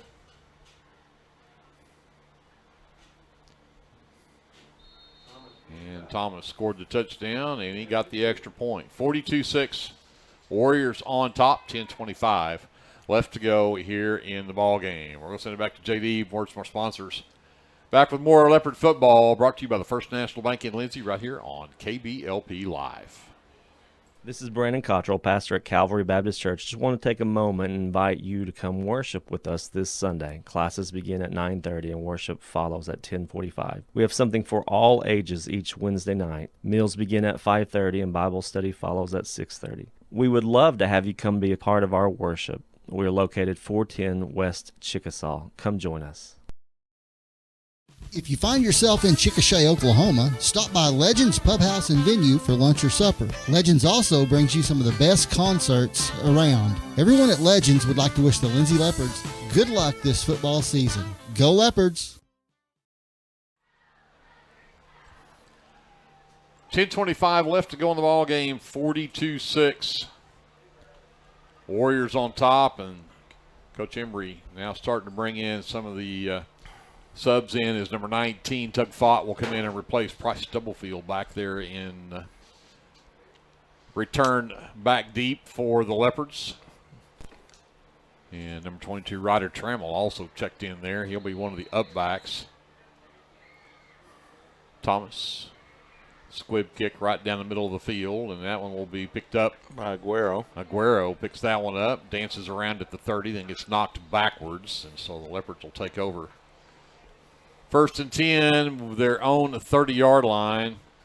10:19 left to go in the ball game. This game started out like it was going to be a very, very defensive struggle, and then it's like every possible thing that could go wrong for the Leopards did, and it bounced in the direction of the Warriors all night long.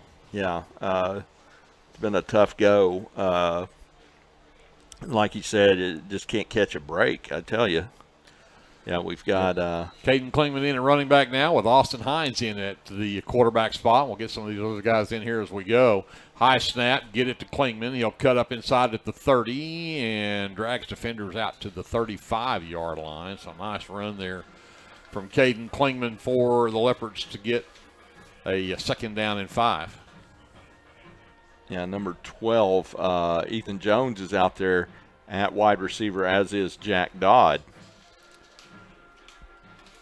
Aguero is also out there at a wide receiver position.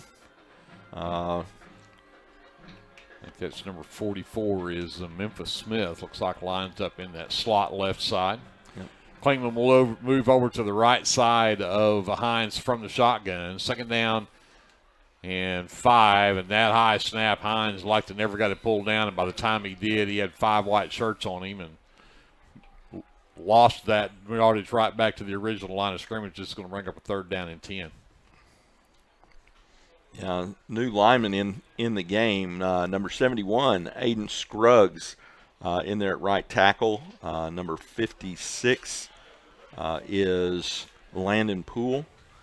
Number 66 is Colton Hines. Number 44 is Memphis Smith, and number 58 is Hannibal Hines on that line. Hines from the shotgun, 3rd and 10. Klingman around the left side, almost broke that tackle for some more yardage, but he'll get dragged down as he crosses the 30 and out to the 33-yard line, and that's going to bring up a 4th down and 7. The Leopards are going to be forced to punt here.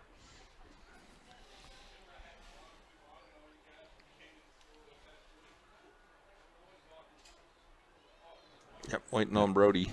Yep. And the Warriors do not put anybody back deep.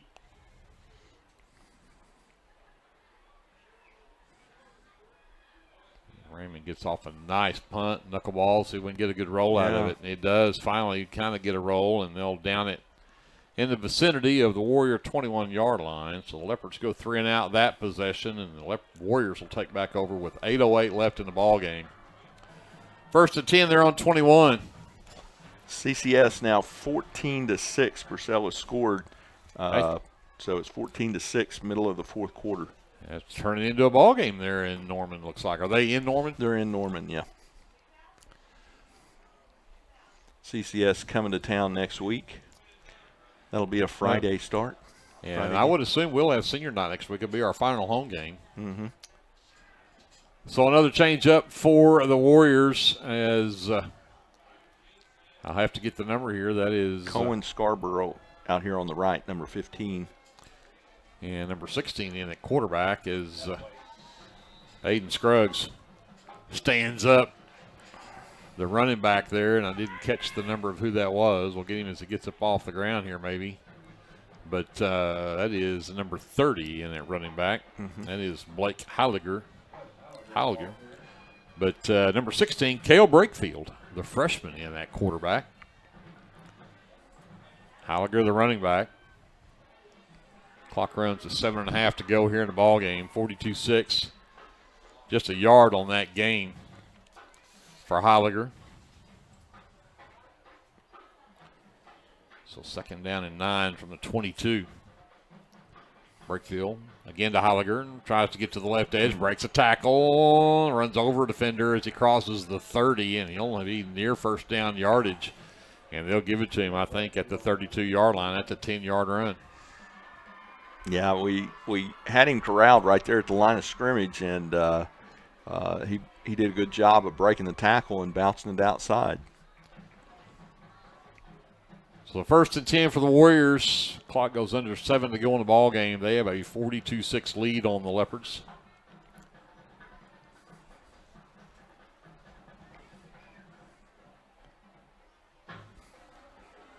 We'll go twins either side. It's Brakefield from the pistol. Again, keeps it himself. Faked it inside, faked me out, and then got it all the way out to the edge and broke it down to near midfield. Play action back there, and then the bootleg left. And he broke it to the sideline and got the 1st down all the way out to the 48-yard line, looks like. It's a 16-yard run there for Brakefield.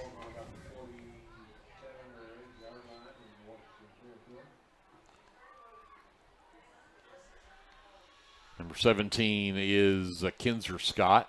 Number 18 is Braden Hutchison. And at wide receivers, along with, I think that's number 44 across the way, Jordan Kilmer. Slot either side, wide receiver either slide. Brakefield from the pistol. Halliger right up the middle, and he gets stood up and pushed backwards. Yeah.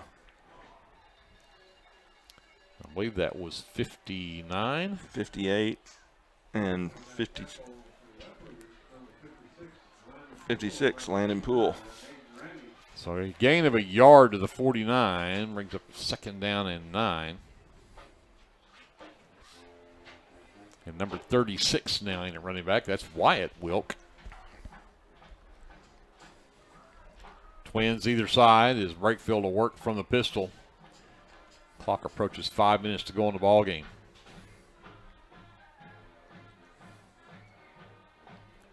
And again, they'll hand it off to Wilk in the backfield, and he gets smothered for no gain back there.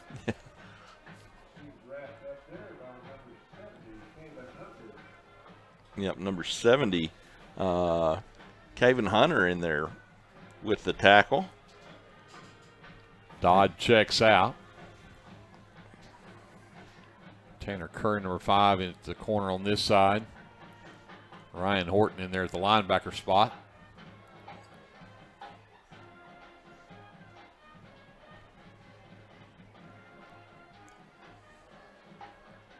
So third down, a long 9. Brakefield from the pistol. Into the back, Wilk, nowhere. In fact, probably lost a yard, maybe 2 there to the 47. Yeah, great job right there again. That was, it's got to be, that's Hannibal Hines over there with the tackle. So I can't tell if we're punting the ball here, or are we, finally Wilk comes out on the field, Tatum Wilk, in punt formation. A lot of confusion here as a lot of the subs in the ball game for the Warriors. Clock down to 5 for the play clock. And nearly blocked there by number 10, Ryan Horton. Punt will go out of bounds inside the Leopard 25. Looks like they'll mark it at the 24-yard line. So Leopards will get it back with 3:18 left to go here in the ball game, and have it at their own 24-yard line. See who personnel are the Leopards bring back out here, but the Leopards are going to drop to now 5-2 on the season. The Warriors will stay undefeated at 7-0. The Leopards will still have a hold on second place, or have be in a tie for hold for second place in the district. Horton, or excuse me, that is Klingman. Yep. Gets across the 30. Nice run for Caden Klingman. Yeah, he it's always. A 31-yard line. It's a pickup of 7. Yeah, always impresses when he comes in. He just runs downhill and runs hard. 2nd and 3. But again, you look at the district standings, of course, the Warriors on top of that heap, undefeated, but you've got Purcell, Frederick, and Lindsay all vying for those other 3 spots. And CCS. If CCS beats Purcell, of course, CCS right now in district 2-1, Frederick 2-1, the Leopards will be now 3-1. But if Frederick goes on to win, they'll be 3-1. Community Christian beats Purcell, they'll be 3-1. So you'll have a 3-way tie right there going into these final 3 weeks. Yeah, they got all sides. I believe it was this right defensive end that actually lined up well past the ball. We're not going to say what his number is. So move the ball out to the 36-yard line, and that should give the Leopards a first down. He's back up there again. Klingman again, the big run right up the middle, breaking tackles. He'll get across the 45 to the 46-yard line and be very close to a first down. Yeah, they're going to give it to him. 10-yard run for Caden Klingman. I tell you what, looking forward to seeing this kid. I mean, he's just a sophomore. Clock gets to 2:10 and running here to the left in the ball game.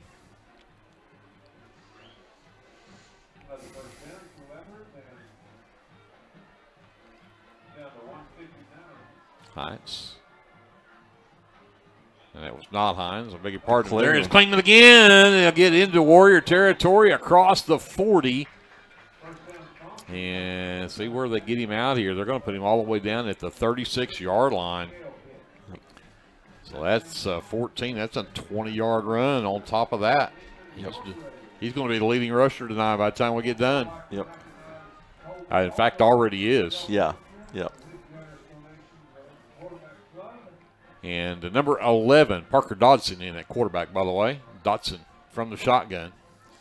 Give it back to Klingman. This time pushes the pile, and he'll get down near the 30-yard line and pick up 6 more. Second down and 4. Yeah, clock approaching. A minute to go. Yep. So probably 1, maybe 2 plays here. Mm-hmm. So Dodson will send trips right. Tight end left. Give it back to Klingman on the sweep right. He'll duck inside, break that tackle, gets to the outside, and then we knocked out of bounds inside the 25-yard line of Warriors. He'll have another first down. Yep. See where they did actually spot it. Looks like they're going to put it at the 22-yard line, so that's another 8-yard run for Caden Klingman. Yeah, and we got to run one more play, and that'll be it. So last home game of the season will be next Friday night here at Burford Field. CCS will be in town. Do they not realize they got to run? Yeah. Or are they going to let them? Surely the official won't. I started to say, are they going to make them? Now, if the teams are lining up, they're going to say that's it. Even though there's 3 seconds difference between the play clock and the time, the actual clock, they're going to let it run out. 42-6, the final score. The Washington Warriors defeat the Lindsay Leopards on a very emotional, very, I'm sure, taxing week for this Leopard team. And, and you said it when we were talking before the game, it can affect you 2 different ways. It can either be a huge motivator for you, or you can just be mentally drained. Yeah. And I think we found out tonight it was more than mentally drained. I think the Leopards, valiant efforts, but just could not overcome the things that did not bounce their way. But, again, the Leopard offense really here in the second half didn't do a whole lot. The numbers didn't change much from the first. I got to take hat off to Klingman. He ends up with 30, 40, 45, 51, 50, almost 60 yards on 7 carries here in the second half. So hats off to him. But Leopards, again, just could not get it all put together here, and they'll drop this one, go to 5-2 on the season, and they'll go to 3-1 in district play. And the Warriors against the undefeated 6-0 and 4-0 now in their district play. Frederick wins tonight. They'll also be 3-1. Community Christian was leading Purcell at last check, so if they end up pulling that one off, they'll also be 3-1. And they'll come in next week on senior night here at Burford Field, so that'll be a must-win for the Leopards. And then it doesn't get easier because then you got to go on the road to Frederick. Yeah. And Frederick, I think everybody kind of first of the year, I'm not sure we thought Frederick was as good as they turned out to be. No, they've got a young man. Let me get over here to my text to Coach Hembry because I was texting him like, have you heard of this guy? Where's this guy come from? But Willie Kramer is a sophomore at Frederick, and this guy looks like a man among boys. He looks like when you'd watch those high school game films of Marcus Dupree and guys like that, just like a man out there. And this kid, and he throws the ball too. They'll pitch it to him and then he'll throw it. So they're tough. I watched them play Purcell and just completely dismantled him. Almost every drive was less than 3 plays because Kramer just ran up and down the field. So the Leopards will have a work cut out for them the next couple of weeks for sure. And then, of course, Crooked Oak, you got to go to their house and play that final game of the season, and that one will not be any pushover either. So you got to shake this one off. Just your second loss of the season. You're still in great shape. You take care of business. You still end up number 2 in the district. Mm-hmm. And so I think it's the Leopards still have a good ways to get back in the district and go into playoffs in good shape there. So that's what we'll look for coming up. Again, the honors tonight are Crushed Cancer night. The Hines and Mulligan families were honored here tonight, and they'll for their battles with cancer, and then for again, the Manning family, our thoughts and prayers with you. This is not going to be an easy time for a long time for that family, and so we are definitely thinking of them going into this long weekend. But you're looking at some final scores here before we get away? Yep, 14-6 is the final at Community Christian. Beats Purcell 14-6 is the final there. So I'm looking up some of these other ones. Be with you shortly. So, again, next Friday night, Burford Field, CCS in the house, and we'll have senior night here. That'll be our final home game of the season. We finish up with 2 games on the road coming up. The end of the season, we'll go to Frederick, and then we'll wrap it up on the road up north in Oklahoma City at Crooked Oak. So that'll be the final 3 games for the Leopards coming up. And hard to believe this season is already that close to being over, as we're just 3 games away. But again, playoffs definitely in the future for the Leopards. No doubt they'll take care of business and find themselves going deep in this playoffs and this run this year, and they've got the talent to get it done. So.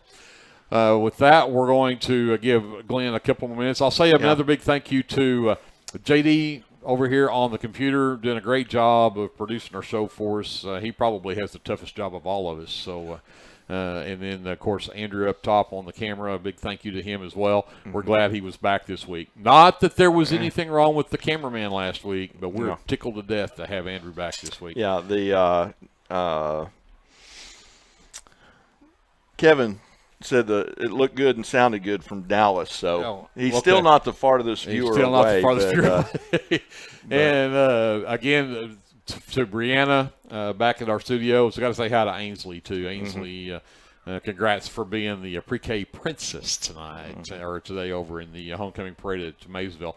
And, of course, Paige Sutherland as well, and Kevin, even though he's in Dallas. We probably had our smoothest broadcast of the season this season. And Kevin wasn't here. Yeah. Does that tell you anything? I mean, yeah. So, all right. Okay. Give me some scores here. Blanchard, final score 42-20 over Classen SAS. Plainview and Pauls Valley tied up 28-28 in the fourth quarter of that one. Frederick and Comanche, I cannot get an update on that one, but it was 26-0 Frederick at halftime. And let me check it one last time and see if it pops up. Yes, Frederick 59-0 with 6 minutes to go in the fourth. Ouch. 59-0 over Comanche with 6 minutes to go in the fourth. Crooked Oak Little Axe, no score from that one. Community Christian, like we said, final beats Purcell 14-6 at Community Christian.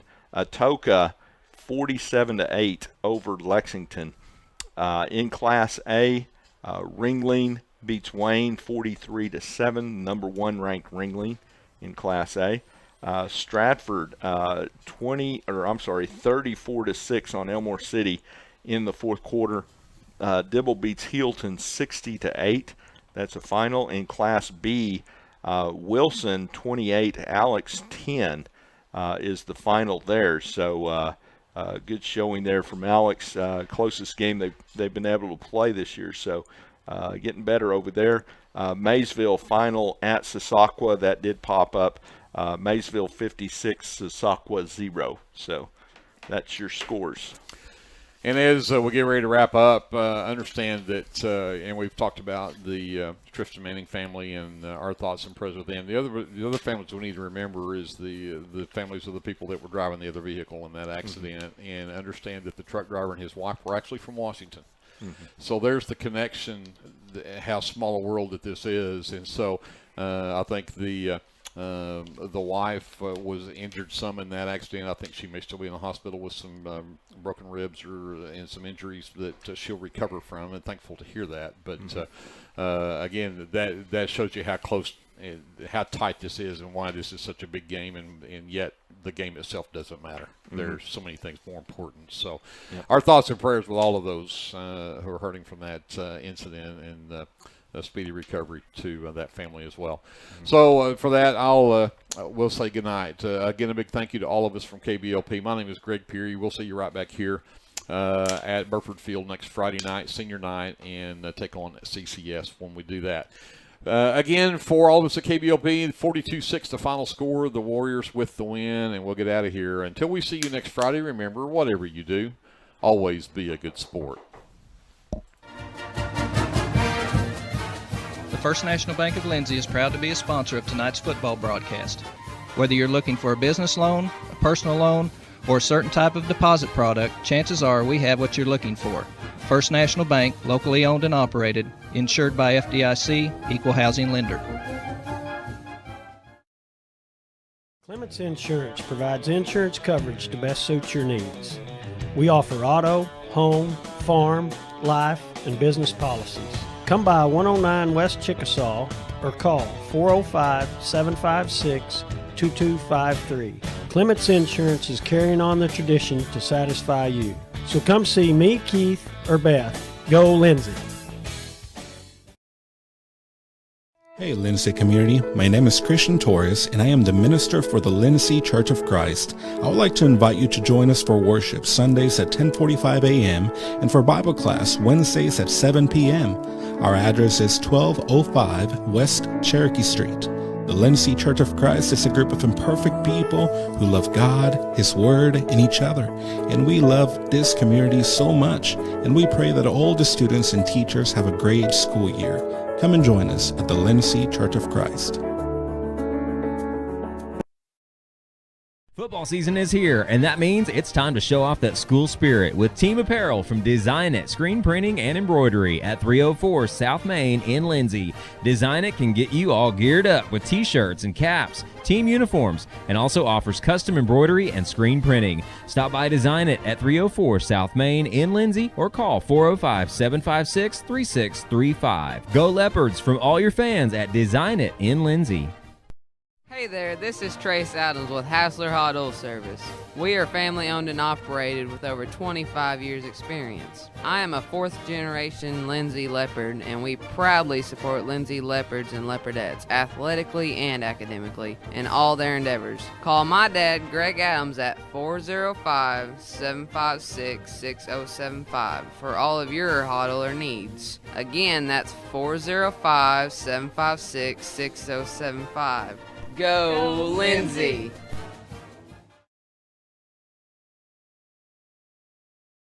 Jake's Shortstop offers gas, snacks, ice cream, pizza, subs, wings, and the coldest drinks in town. Everyone at Jake's Shortstop says good luck to the Lindsay Leopards this football season. Tonight's broadcast of Lindsay Leopard Football brought to you by Jerry Tucker Roustabout, providing all of your general oil field maintenance needs, including roustabout services, swabbing, crane services, rock hauling, and dirt work. Good luck, Leopards, from Jerry Tucker Roustabout. With Oklahoma's weather being unpredictable, you need a trusted roofing company. At Legacy Roofing and Construction, we are proud to serve Lindsay, Oklahoma, and the surrounding areas. Call Legacy Roofing and Construction for a free estimate at 405-756-8855 or visit our website at legacy-roofing.com. At Rural Electric Cooperative, we're committed to providing electric power and opportunity to the many areas our members call home. That includes supporting youth programs that teach life skills and build character. With REC, you're more than a customer, you're a member owner. And that's why we're always working hard to provide you with the most dependable electric power possible. As a Touchstone Energy Cooperative, REC is dedicated to providing the best service possible and supporting the communities in our service area. The Board of Directors, physicians, and employees of the Lindsay Municipal Hospital would like to take this time to recognize the Lindsay High School football team, the coaches, and players. Good luck.